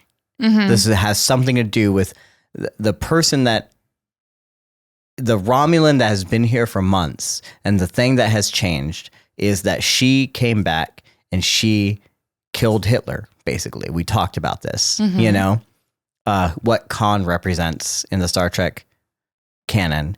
And she's dealing with that. And I feel like we've talked so much about Kirk and not a whole lot about La'an, which is the thing that I feel like what you just said is we open this up and how non-vulnerable she is and how like she like strong she is and all this kind of stuff, and how like a person that would be basically that in Kirk would have been interesting, because when you come up against someone that's just like you start to see the things in yourself that you don't like, you know, or that you realize, you start to explain to yourself. And so not only do we not get that, but then suddenly she's represented with the idea of like killing her grandfather and like, which is Hitler. It's like, right. Which is always like, do you go back in time and kill Hitler as a baby? Right. You know, before he commits the atrocities and the genocide and all this kind of stuff. And she has to not only deal with that decision, but also maybe comfort him and propel him forward after that. And I feel like we didn't lead up to that at all. We didn't lead up to that decision whatsoever. I didn't know that was like coming. Like, even though when you get the like hints of like, okay, Noonien Singh, like, okay, then maybe this has something to do with Khan. And then like you get there and like, it's the Institute and it's and then like Khan is on the door. It's like, okay, great. What was this? What was the steps to get to here? Right. You know? Yeah. What do you think? Well, I want to talk about what you're talking about, and then I want to transition gently. I agree with you. This is what I said, where the episode doesn't quite work for me, but La'an's journey works for me. So however they had to put her in this situation, I'll just kind of accept. I think like once you get there, it's just like the dots don't connect. Right? I don't want to like call it sloppy, but it's just, it's like, okay, we're just going to make things happen so we can get her to this point. Sure. And not necessarily tie it together with any sort of like nuance or like high integrity, high stakes sort of situation. It's just sort of like a jaunt through some different scenarios until all of a sudden we're confronted with this like bombshell, essentially.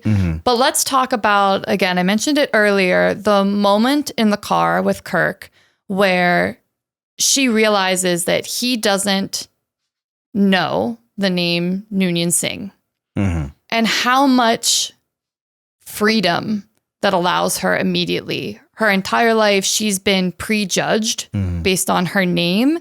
And this is the first time that she's ever interacted with a person that has like, who is really just going to meet her where she is, for who she is and what she's going to present. And I think taking that jacket off for her shows her how capable she really is to be vulnerable, to be soft, to share, to laugh, to like enjoy things when you're not constantly afraid of like being judged. I read a cool interview with the actress, and she just said she realizes he doesn't know who she is or what the Singh name means. And she's like, wow, he's not going to judge me. She's been fighting her whole life with people judging her for her name, and that barrier doesn't exist with him. And that's beautiful. So just imagining, again, I don't really love in the beginning the heavy-handedness of her like watching him sleep. Like, is she going to go talk to him, or like watching him change his clothes? But this moment in the car where you see her really realize like, I'm free to just be who I am without any sort of predetermination, I thought was delightful. Do you have any like sort of emotional response to that?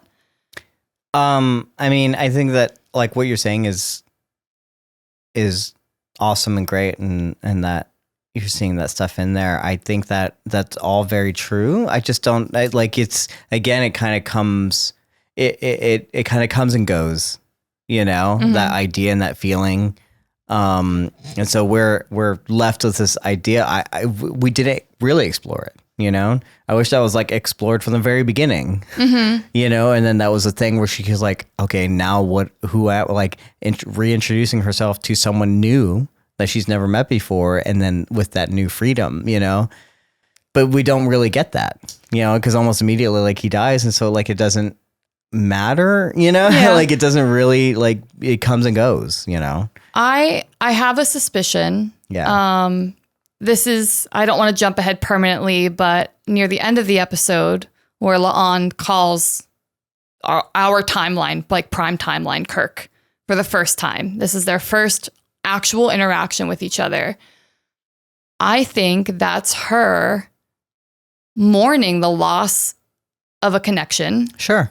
And the fact that she's realizing that she's capable of building those sorts of relationships with people, if not with this Kirk, then maybe with other people. So even though you're right, we didn't get to explore that as deeply as I really, really want to, I think it has the potential to be, again, it's her season-long arc. And we're going to watch her struggle with that sort of vulnerability and that desire to connect, but the fear of judgment as we play through the rest of the episodes. Sure. And I mean, I feel like just that last moment that you mentioned and then just like, and what you're saying would have worked for me had these two had, I guess, any chemistry in my head. Yeah, Like, some people are saying that they had a ton of chemistry, and the actors apparently love working with each other. That I can they're all see that they gigglebots on like set. feel like they had fun and that they Yeah. really talked to. I just didn't. It just didn't translate to me through the screen. Like I think there's a lot of things where you see two good-looking people in this kind of situation, like who they are, where you're like, it's more of a shipping thing than it is like actual chemistry.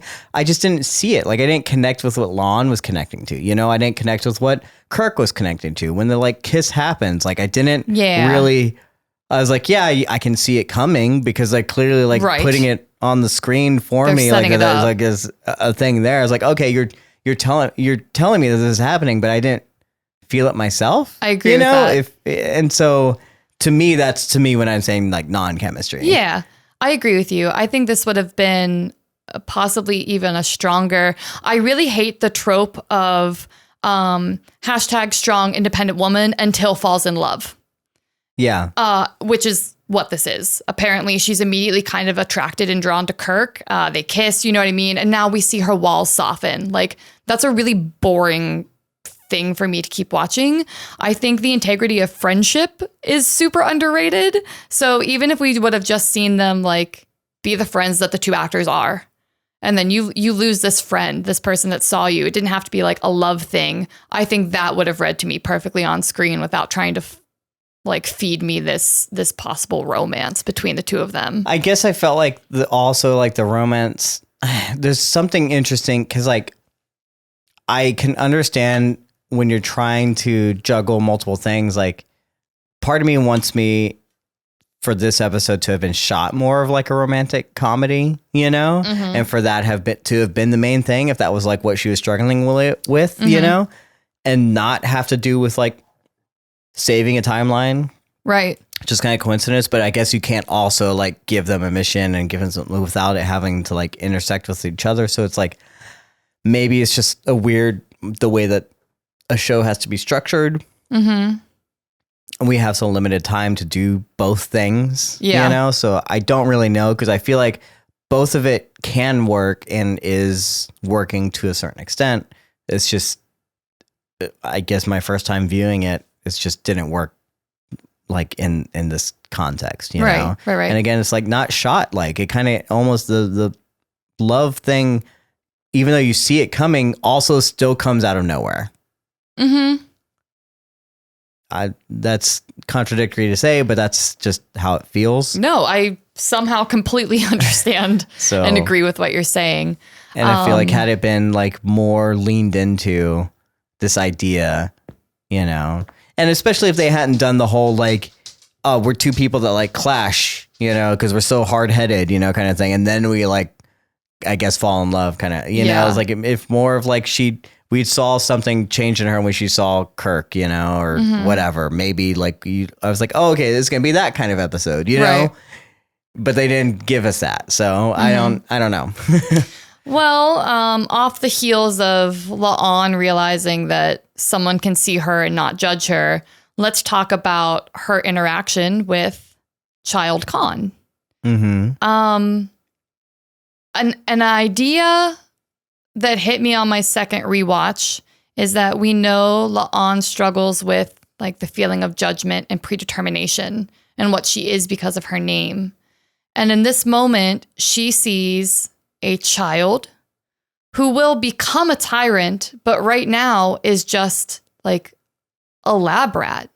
He's an experiment. And it's just a child. And it's also the idea that maybe no one is inherently bad, because that's something that La'an struggles with in herself. She fears that she is inherently something bad or dangerous because of her lineage. Mm-hmm. And here in this moment, she's confronted with deciding if that's true or not. Because logically, if you think that's true, the correct answer is to perhaps kill this kid. But of course, none of us watching this want to kill a child. So, well, I think that's also like a failing, and the fact that you have to know who this child is. mm-hmm. When you talked about like who is this made for, it's like if I didn't know, if you didn't bring me to Loft last week, I wouldn't have known. You know, like Mm-hmm. what mattered here, or like why, like how big of a ramification. Now I know it's like, oh, this is Hitler. Like I get it now, you know. Mm-hmm. But I wouldn't have known that. And I wonder how many people do know that, you know? The only tiny bit of it, and that's why I hope you stick with me as I continue to drag you into the lore loft, because I do want to touch on who is Star Trek made for in a second. But as you can see, there's so much like secret depth there waiting. We meet the Romulan who's been stuck here for 30 some odd years waiting for Khan so she can kill him. And I like that. Feels inefficient, just saying. You know Absolutely. when Khan comes from, so. Well, here's the problem is that we're playing with the timeline. The reason that she's been here for 30 years is because what we know of the eugenics war, which I told you in the lore loft, was that they happened in the 90s. We know they happened at 96. So why in 2023 is Khan a child? And it's this idea that the more we go back in time and meddle and try to fix things, we're creating this sort of like temporal shift where things start to happen. I didn't notice that, yeah.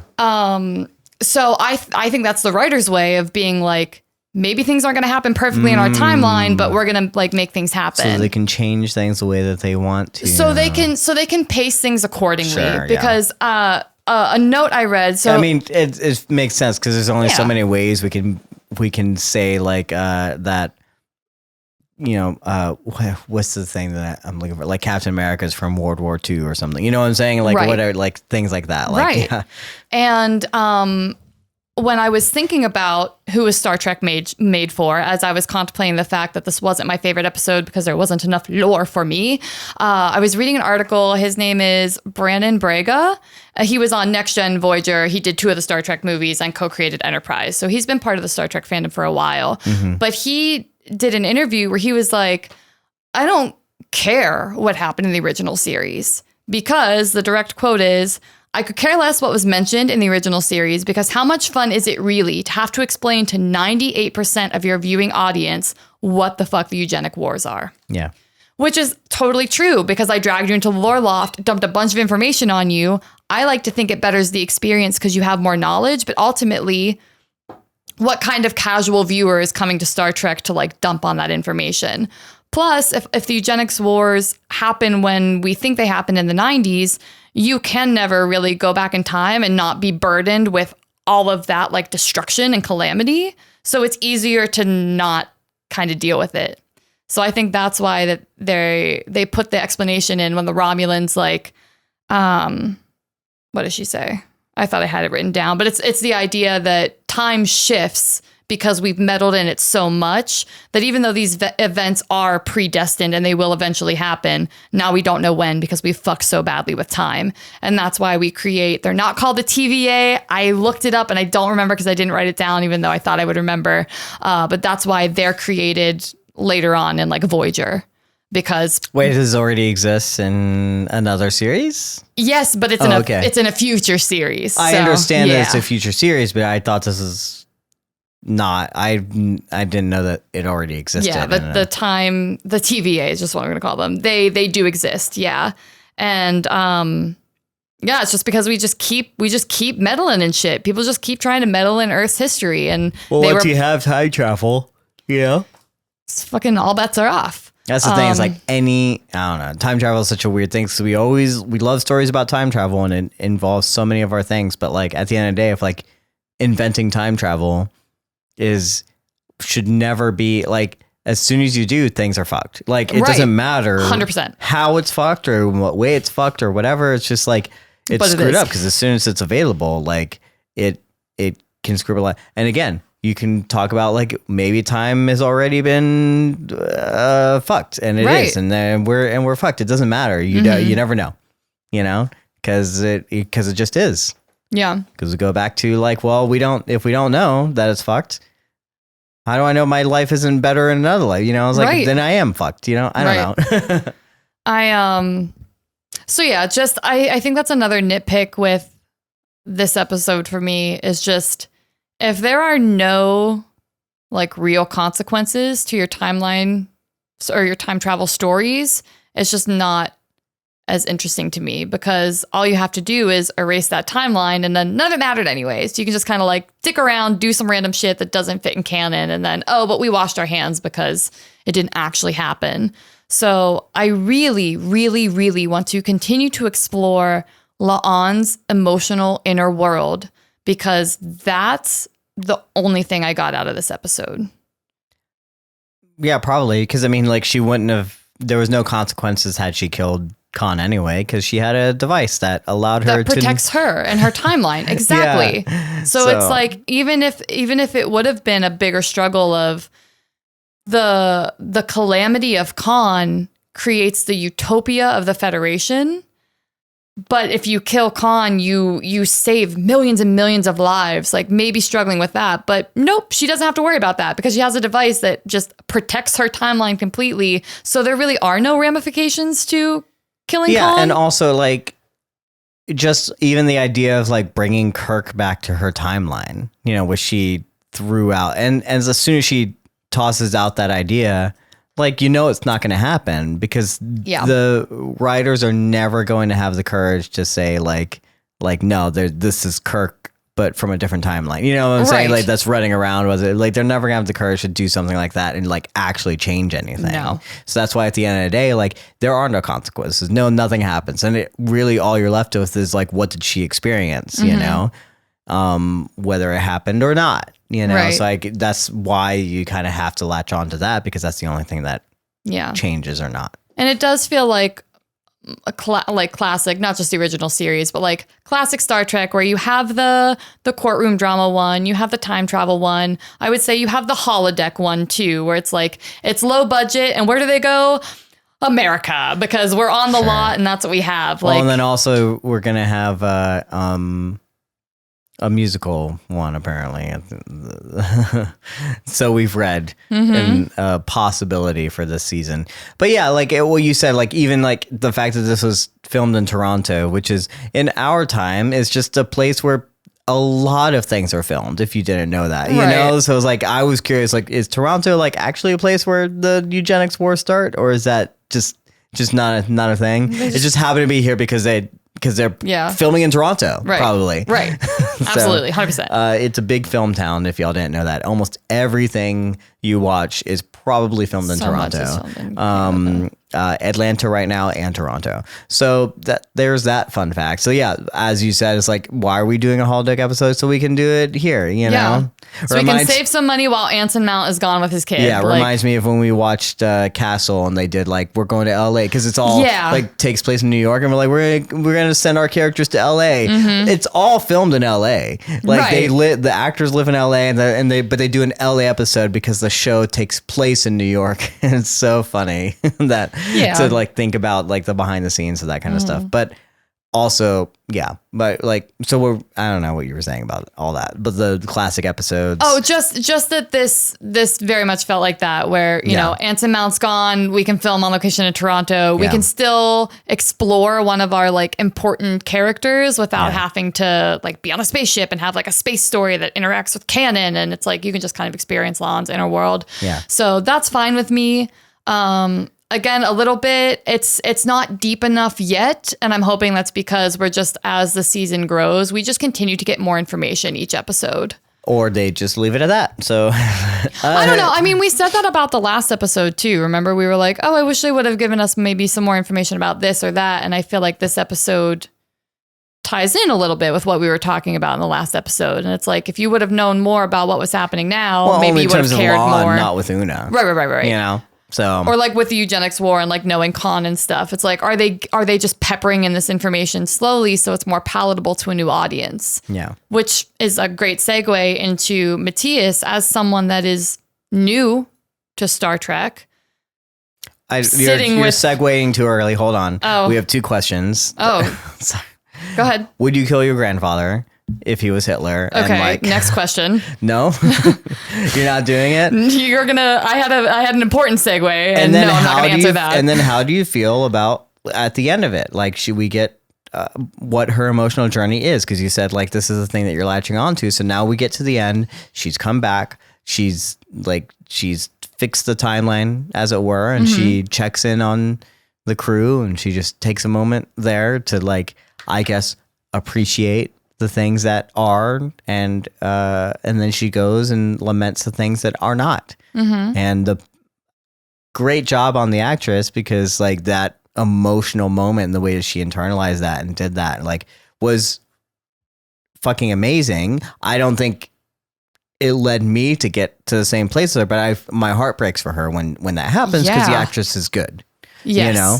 And so how do you feel about the emotional arc that you went on to end this episode? And in that sense, like, what do you like? It's not just about like, what do you want to see, but like, do you feel like that kind of tied in, or what were your feelings at the end of that episode when she makes that call? And I first want to say, I feel that every actor on this show has a very deep understanding of the character that they play.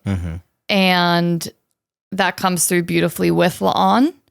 The reason this episode works deeply for me is because it worked for the actor in a very real way. She took the journey. Again, I mentioned it a little earlier, the idea of she possibly for the first time in this way realized that she can be vulnerable and like curious and connect in a way that she hasn't felt safe doing in a while. So to reach out to Kirk in the Prime timeline and realize that if not this Kirk, now perhaps eventually, or perhaps someone. And I think she's crying at the end because she lost like the first like easy kind of connection that she's had. And I do think there's depth in her that realizes that like she wants that. And she's now in a place where she can admit that she wants that. Whereas before we see her with all her walls up. And even when M'Benga tries to call her out on it, she's like, I did not come here to talk to you. I came here to fight. Like, stay in your lane. And I think it takes a lot of like vulnerability and compassion for yourself to admit hard truths to yourself about what you desperately need, like want and need at your core. And somehow that actress got La'an there. Yeah. So yes, that journey works for me because the actress knows what has happened to her to get her to that place. And I'm more than excited to see, especially after Una's trial and the fact that, you know, her and number one have always kind of had that close relationship. It's like, where does La'an start to build from here now that she's had kind of 2 pivotal things happen to her in the span of 2 episodes? So what do you think? Well, I think like if I had been part of that journey, I guess, and like fallen in love in the same way, you know, like I guess I could understand like as soon as you get back, like where is this person? Are they still there? Like making sure that the timeline is actually correct in a certain way and that they're still caring about the things that they care about. And like, you know what I'm saying? Like, are they on the trajectory that I wanted for the, you know, like there's a whole lot of that there.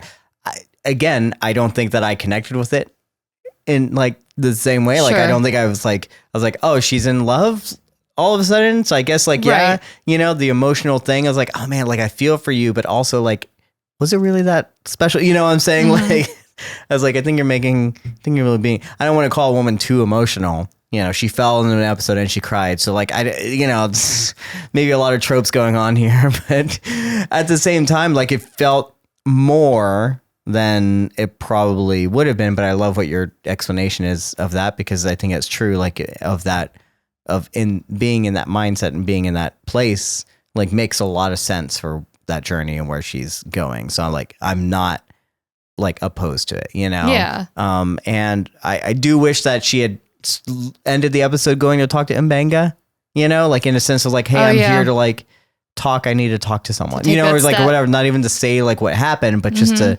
because for me, like it kind of doesn't matter if she's still keeping it all in, and she's not gonna be able to tell anyone anything, and she doesn't try and open up or like change anything. We haven't seen that change happen. I hope it does happen. So again, I don't want to keep criticizing things that I wish would happen or should happen, but that's just the way my mind works, I guess.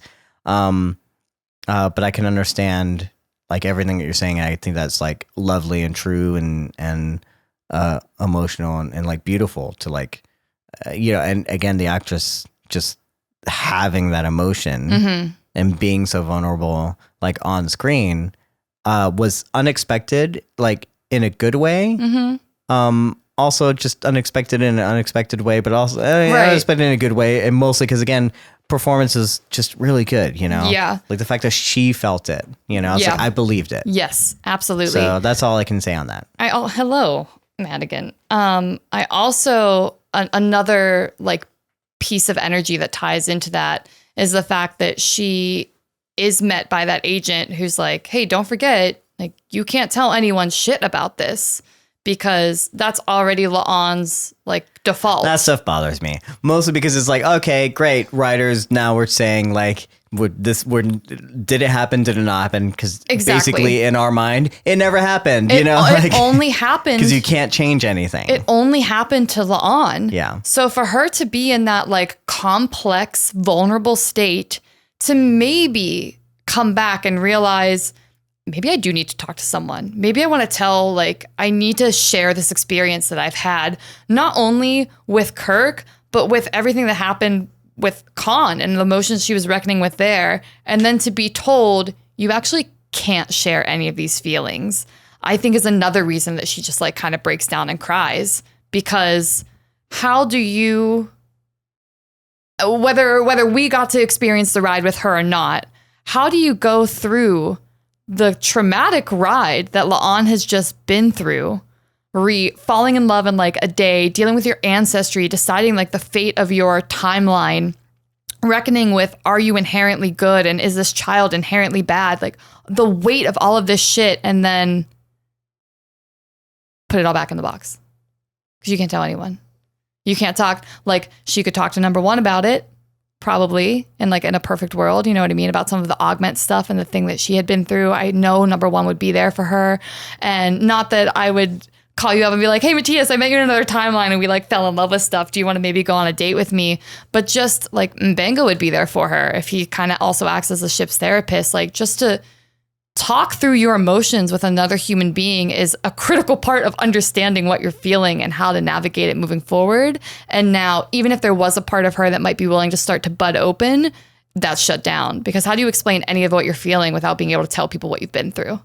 How do you have the words to say like, yeah. So I feel really bad for her. And I think that's why the ending is so pertinent to me, to watch her break down. She does the best she can do, which is reach out to Kirk for a superfluous piece of information, because that's the only like outlet for every big feel that she has. That's like the safe option. And how overwhelming it is to have all those deep emotions. And like, even if you don't want to cap them, you have to fucking cap them. Yeah. That's such a bummer. Well, I wish that connection was stronger, but between them two, because, I'm sure that the fandom, I'm sure we should be feeling like, oh, bring them back together, from here on out. Well, he does say, I forget exactly, but basically their version of next time I see you, like, buy me a drink. So there might be a true meeting between La'an and Kirk in the future, and I'm interested to see how that falls apart. I would ship it if I felt like the chemistry was there. So, we'll see. We'll see. We'll have to see on that. So yeah, that's our little talk about the episode. Shannon, do you want to now segue, or do you want to go into Lore Loft? Which one do you want to do? I don't have a lot of Lore Loft this week because there's No lore loft? You don't want to That's take so out the mean. con box that you put in the corner last week? The what box? The con box. We put the con stuff into the box and we put it in the corner. We did. But again, unfortunately, like since it's all alternative timeline stuff, it doesn't really fit into lore, except for the fact that we now have an excuse for if we ever see the timeline shift, it's because humans have meddled so much in the time that it fluctuates. But, you know, lore-wise, we really didn't. We, I guess, did get the re-solidification that Kirk's middle name is Tiberius, which isn't something that was ever confirmed in the original series. It's something that came out randomly in the animated series. And then but it's always been true in my and became concrete in timeline. 2009 by that movie. Oh, really? Mm-hmm. Oh, interesting. So now we technically just confirmed it harder, like in this timeline. So I like that we've stuck with that idea that it's his like grandfather's name. Yeah, and then the brother has a boring name of George Sam Kirk. George Sam Kirk. George Samuel Kirk, maybe? Maybe, who's to say? But yeah, I just, you know, I don't want to... Samantha. George Samantha Kirk. George Samantha Kirk. That's what it is. That makes more sense. I absolutely love the lore loft, but yeah, there's not too much lore for me to... Because I already dumped on you. The other thing I would have brought up was like any information about the eugenics war. I am curious about like, let's go a little bit and let's go to the lore loft. Peek our head into the lore loft. Okay. What's the history? What's the U.S. history of the Starfleet and the con that we know of? Any lore there? Like what is like in terms of con's history? You know. Yeah. So and I know you said it's all kind of like changed temporally. So I'm assuming this wasn't in Canada. I know it didn't start with a bridge blowing up. I know mostly vague things because, like I was saying last week, we never got to like truly explore the eugenics war. We just kind of give information in passing. Because they both specifically mentioned, this may have. We vaguely remember this happening in our timeline, but that explosion, I guess, was that supposed to be con? Or was that just? How did that lead to con? Or is that something we don't know? The reason that bridge explosion led to Khan is because he's just a kid now. Right. Is because the Romulan blew it up and the Institute like wanted the information out of it. So that's the only reason why we even got to see Khan in the first place. It's not because he was involved in the bridge thing. But was he not involved like in there? Because in both of their timelines, they know that bridge blows up. Right. So is it always a Romulan that blows it up? It must be because if Khan is now a child in that timeline when the bridge blows up, then this is we're learning. Travel. Yeah, we're learning new information as it's presented to us. Sure. So I guess what we can take as reality is if La'an and Kirk are both saying that the bridge blows up in their timeline, then it cannot be Khan that initiates that, which is fine.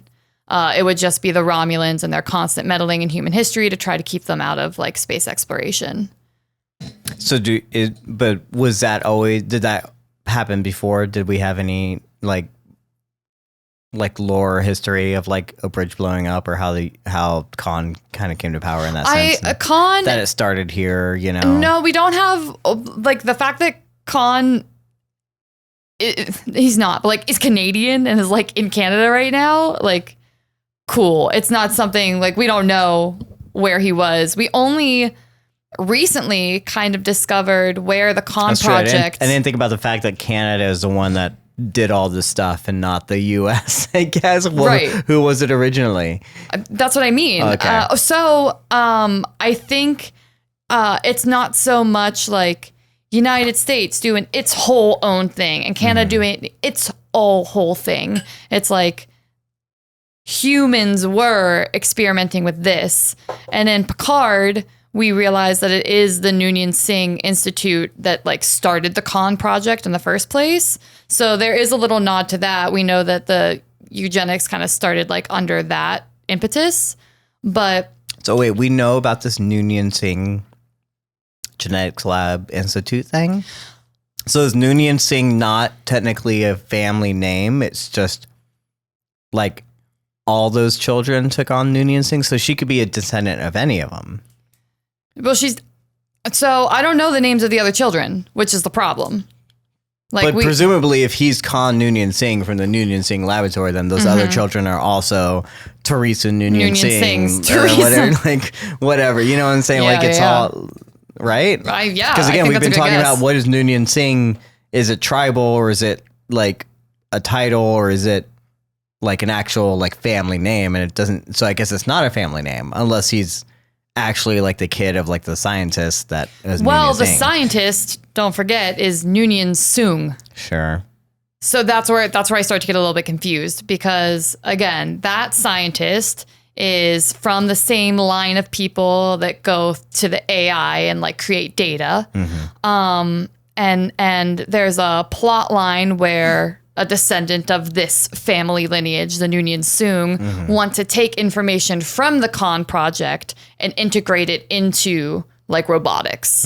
And it's a whole thing, because we're like, bro, last time we fucked with this stuff, it was really bad. Like, you can't use this to try to progress anything else, because it's going to turn out poorly. So there's always been a little bit of a flirtationship between Noonien Sung and the Noonien Singh of Khan. But in Picard, like I said, it's the first time that we see like the Khan project through Noonien Sung, the doctor. And now to see the Noonien Sung Institute is kind of interesting. But yeah, where that Noonien Singh name comes from, is it a family name? Is it the adopted name? And we do know, based on like what writers and the actress the actress who plays La'an has said, is that she's Khan's granddaughter. So I'll take that as fact, but I don't know how or why yet. Yeah, it just makes me wish that this episode was more, as much as I love the other stuff, and I probably would have criticized this as well, this probably should have been more about Khan. Like, this should have been like, from the very get-go, we knew that Khan was involved in this whole thing, and that she knew that she was going back in this time travel thing to deal with it, and we would have learned more about what her actual lineage was, and how that connected, and why she struggled with it so much. Because is she just another, technically, like, is she not just like a grandchild of Khan, but is she like another like result of the genetics things, you know, from the Noonien Singh Institute, you know? I feel like there has to be something left in her, because we see her fight number one, like spar with number one, and she absolutely matches pace for pace.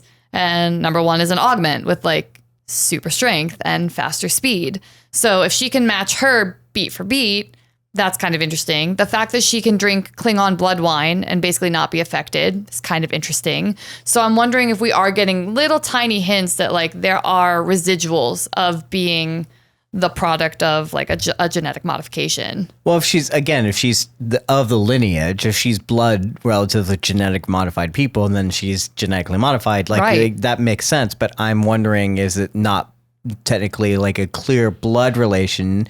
Again, is it that she is like the Institute kept going, or like that she was a part of, like she was like a laboratory, like a tube baby, you know, test tube baby that like was then born later, you know, and still part of the Noonien Singh Institute. Like, when we like, is this idea, I'm just saying, like, they don't give us any clear answers. So like, to me in my head, I was like, I don't understand. Like, again, if you're a direct descendant, that's a different thing from being like Khan took everything, lab, people, and then created his own kind of like family, which is basically not blood family, but like it is like all Noonien Singh family, right? You know, it's like, or is she like, did he also take a whole bunch of like test tube babies and create and grow them himself, right? You know, like there's a whole lot of like options to me there that I can think of in sci-fi terms, you know,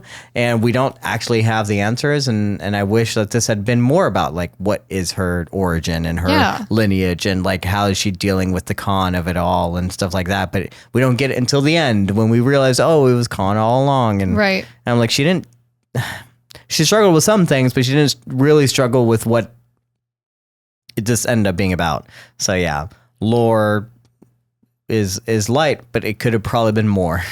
And if you'll allow me, while in the lore loft, because it ties into, you're in the lore loft, Shannon. You can do whatever the lore loft wants you to do. So is who is Star Trek made for? Sure. And personally, I'm under the impression that if it's a good story, people will listen. So for that creator, who I'm not putting down, Brandon Braga, whatever his name is, for him to say, oh, our audience doesn't want to like learn about the eugenics war, I want to push back, and I'm like, why not? That's so interesting. And don't you want to know the depth of what your characters are going through?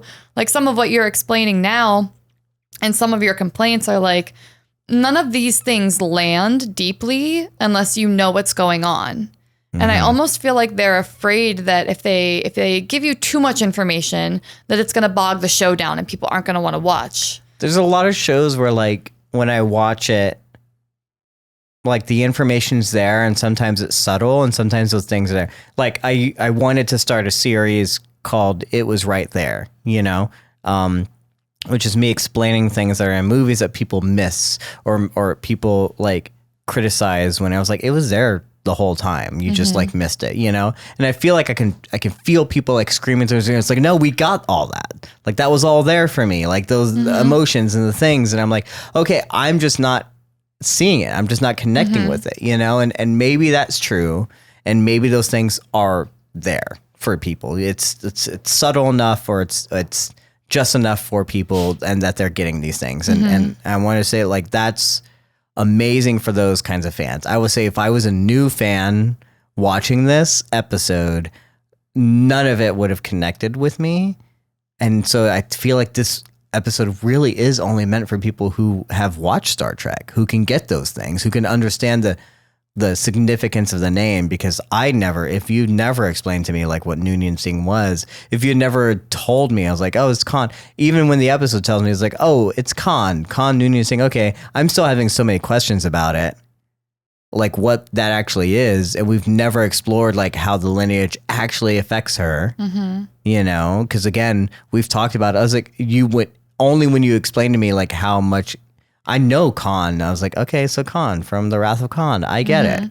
But like, I didn't know he was the Hitler of his time. Right. You know, like, oh, okay, the granddaughter of Hitler. Like, there's a lot of things that like I'm not getting without having been a fan, you know, or whatever. So and I don't think that I would have connected with this because the love story doesn't work for me.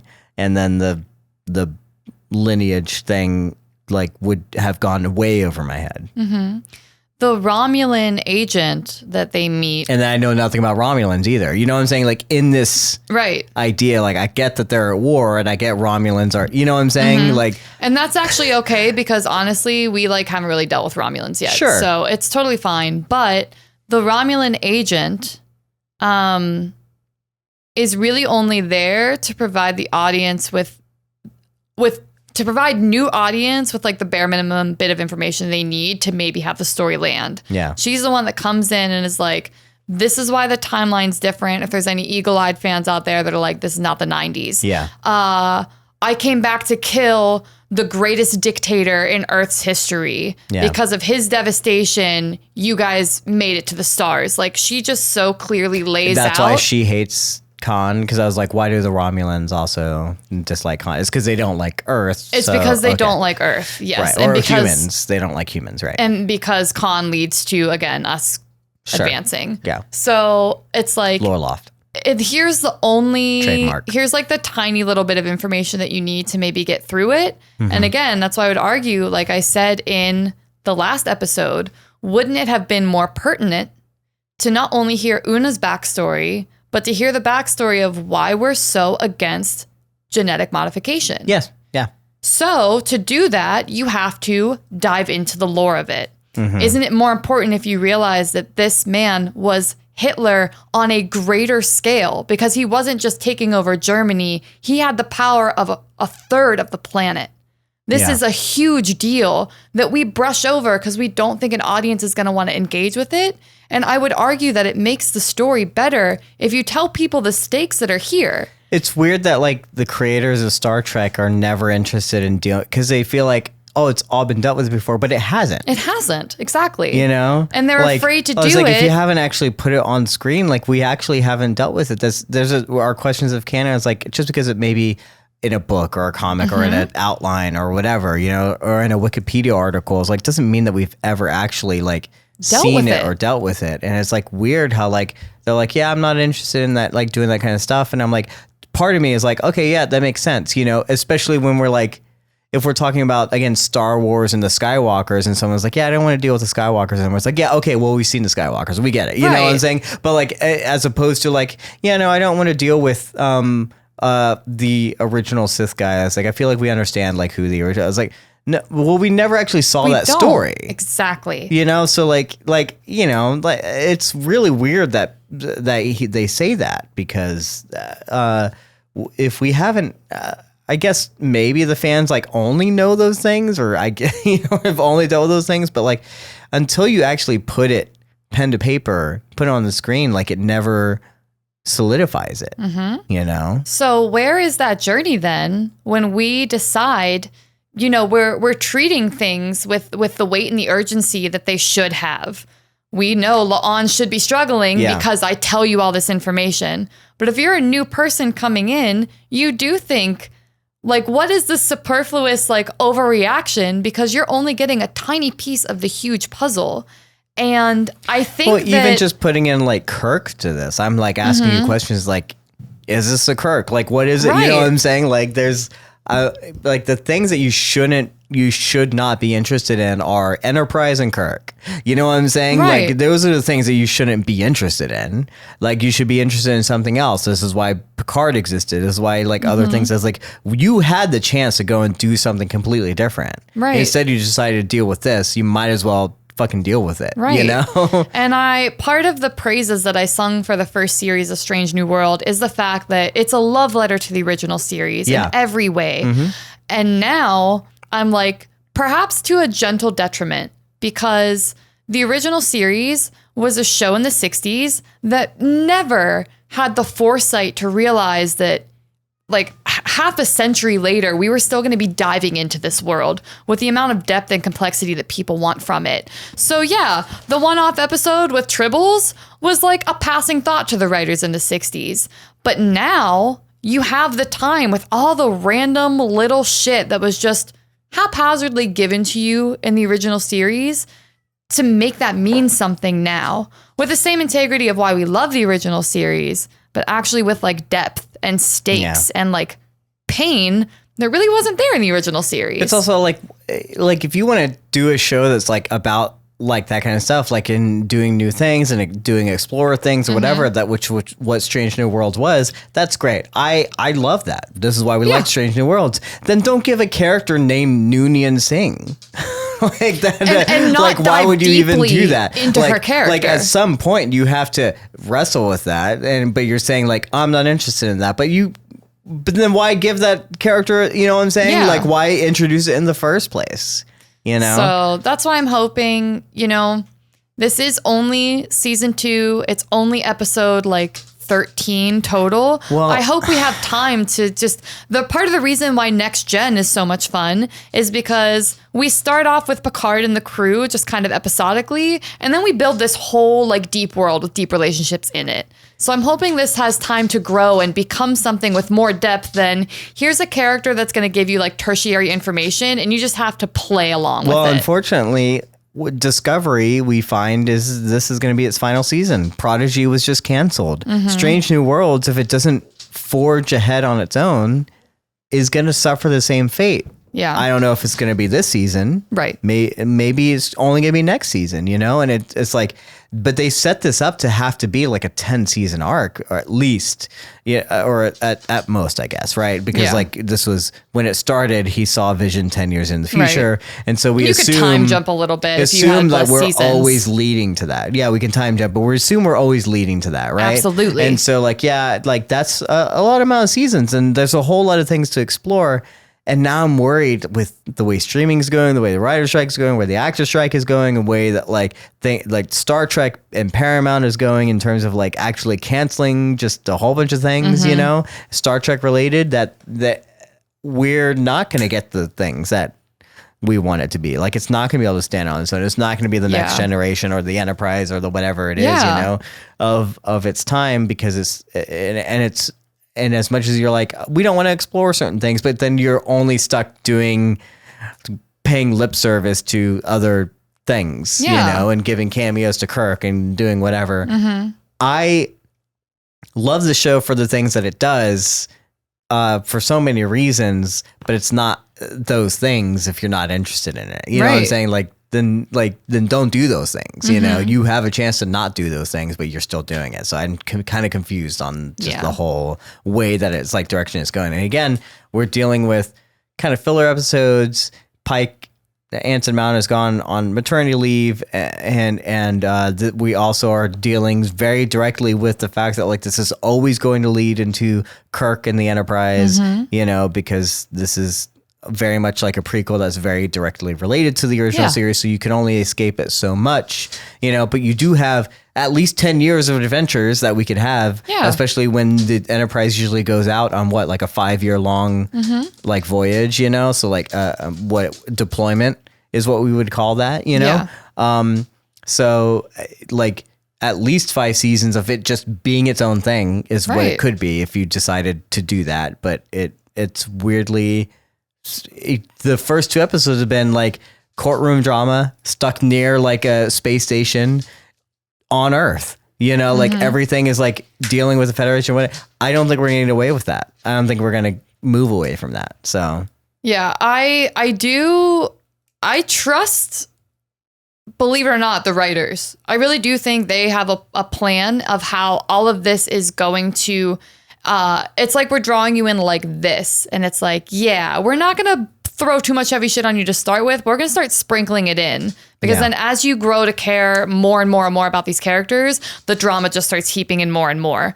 But well, I wish that our main characters would stop making cameos in episodes. You know what I'm saying? Like a lot of the characters are barely like we will focus on one character, but everyone else is making just like a glorified cameo in their own series. You know, it's like it doesn't feel like an ensemble show in that sense. You know what I'm saying? Because we haven't. Well, the first episode wasn't bad, but like these past 2 episodes have been character specific. So it's time. You have such a strong ensemble. Also, we do want to have adventures. So we need to like get back to that point. If you're not going to dive deeply into what's happening. Yeah. So I'm hoping this next episode is something maybe a little more in line with like what we expect Trek to be, which is like an ensemble jaunt into space. But you know, it's really, I keep saying it, like the pillars of Star Trek are like community and loyalty and striving to be the best versions of yourself. And I think as long as they keep pushing the envelope in that direction, it will eventually like succeed. It's just right now, you know, there are so many boxes to be checked. And I think we want so much of this series because it's already giving us a lot. So we can be critical of it because it's like there are things that we enjoy. So we want more. Yeah. We want it to be the best. We want it to be deep and fun. I think it's just like if you're going to do that, if you're going to give us certain things, like go ahead and give it to us. Don't pretend like, oh, we're not interested in that. Right. In my saying, it's like, no, we are interested in that if that's the story you want to tell. So figure out what story you want to tell, that kind of thing. It's not to say we don't love a time travel episode. We don't love like a good shipping of Kirk and La'an. You know what I'm saying? It's like, it just feels like you're not exactly committing to it, which is weird.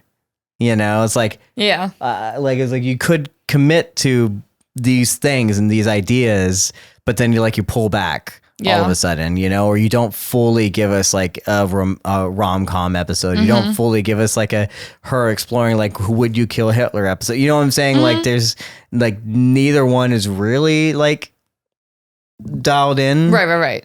And so it's like that's not why we love this. Is because like the idea is there, but the depth is not there. Yeah, the beginning of the episode is like, oh, okay, this is very much like in line with what Strange New Worlds was. It's like she's dealing with something, and he like this guy calls it out, you know, and it's like it's on the nose, but it's like I was like, oh, okay, I know what we're dealing with, and then it goes into like other directions where I'm like, what?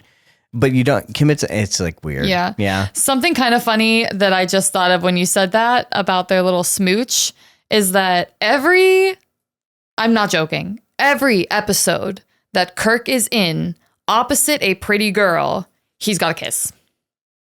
In the original series. So you think the girls are pretty, but the Kirks are not always pretty. All the Kirks are generically attractive men, apparently. Now you're admitting that they're traditionally generically attractive. I thought all of them are traditionally generically attractive. You just said you weren't attracted to them. You're only attracted to the Chris Pine one. Well, Chris Pine is my favorite. But so that is just kind of funny that we see Kirk and he's got a little smooch in here because that's Kirk. If we see Kirk and he rips his shirt, that's another thing that William Shatner always has a shirt with like a nipple out or like an excuse to take his top off. Right. William Shatner. Like I really hope that that's maybe like a fun little nod that we throw in as we get to meet Kirk. I know you don't really care about Kirk now. You just care about the girls is what you're trying to tell me. It's wow. You wish you were Kirk so that you could kiss all the pretty girls. I wish I was Kirk. I wish I was half as cool as Kirk is. Right. And kissing the girls. And get a smooch a girl. So yeah, I think that's everything. Do you have any other final thoughts before we?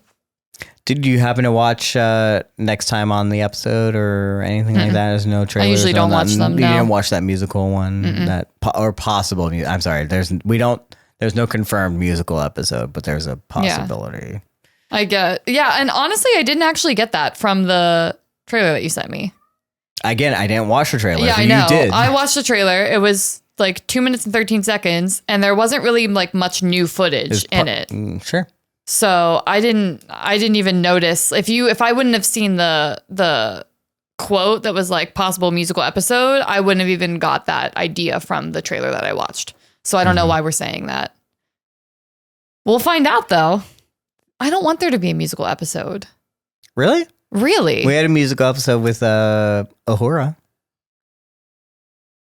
When they were like trapped in this like cave thing, and then like she had to sing her way out or whatever to like because the language was like written in song kind of thing. Well, I'm paraphrasing. Yeah. So it was like, oh, okay. And then I believe Spock had to sing to get it. You don't want Ethan Peck to be belting out some show tunes. I mean, if there's like a song or two incorporated into it, but do I want to see like a full musical episode of Star Trek? As someone who loved those Magicians like musical episodes and loved it every time we're gonna get another music, I feel like I can get down.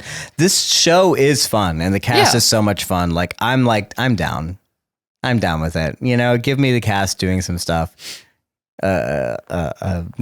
doing some musicals and that's the time travel episode that I want. The one where it's like, oh, did it happen or did it not happen? Great. That's fine. I don't need would you kill Hitler? I need this is a musical universe and that they all like bust out into song. That's great. That's so much fun. That's cute. It was all a dream. And then the pilot wakes up and she's like, oh, it never all happened. Like, that's fine. Yeah. I love those episodes.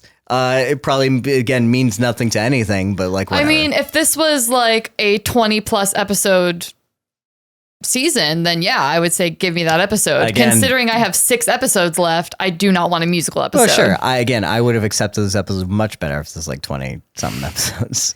Yeah. Like there's definitely enough maybe there. And maybe it's just the fact that like we're truncating things so much that we're just, it's not working in the way that I want. We're not getting the lead up. We're not getting the payoff. Who knows? But yeah, that's it. That's our discussion, I guess, of Star Trek Strange New Worlds. I don't think we're totally down on it. We're just... No, I love it. Like I love it. But it was your least favorite episode. So far, yeah. But we're still on the train. We still cry every time the Star Trek theme song comes on, and we're watching a Star Trek. We still enjoy showing up for these characters week after week. We just wish the writers will show up for us, shall we say? Well, this is Codependent Content.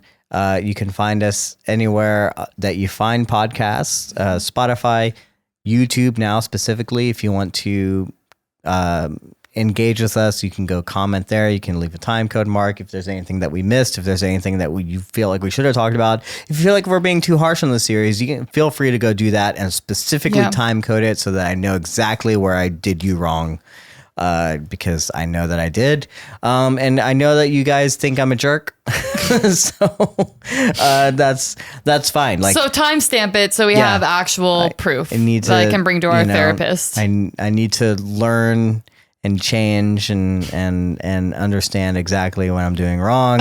So please go tell me. You can also email us if you like email still, and if that's kind of your thing, you can email us at codependentcontent@gmail.com. I haven't received an email in a while, Shannon, or at least I haven't gotten notifications. And I've been too busy working to actually check the fucking email. So maybe I should fucking do that. And that's 2 fucks for the press 1. Now 3. Okay, great. You can also, as always, go to our Discord where we are creating a community of an ensemble, if you will, of likable characters that we just love to hate and also love and believe that we are all flawed but need help, and we try and help each other in our own time travel, court drama, and whatever episodes that we have on our Discord. That's my plug. But we do record this live. You can always engage with us there. There's many ways that you can engage with us. Please go do that. Until then, and maybe until next time, Shannon, am I going to see you? Will you dress up with me? And Yes. You're going to dress up next time? Oh my God, You're going to get photos now. Will you put on your dress uniform? Or will you put on your leather jacket, I guess, and travel with me to the future and watch Star Trek with me next week? 100%. Absolutely. Yes. Okay, great. I'll see you then. Okay. Bye. Bye.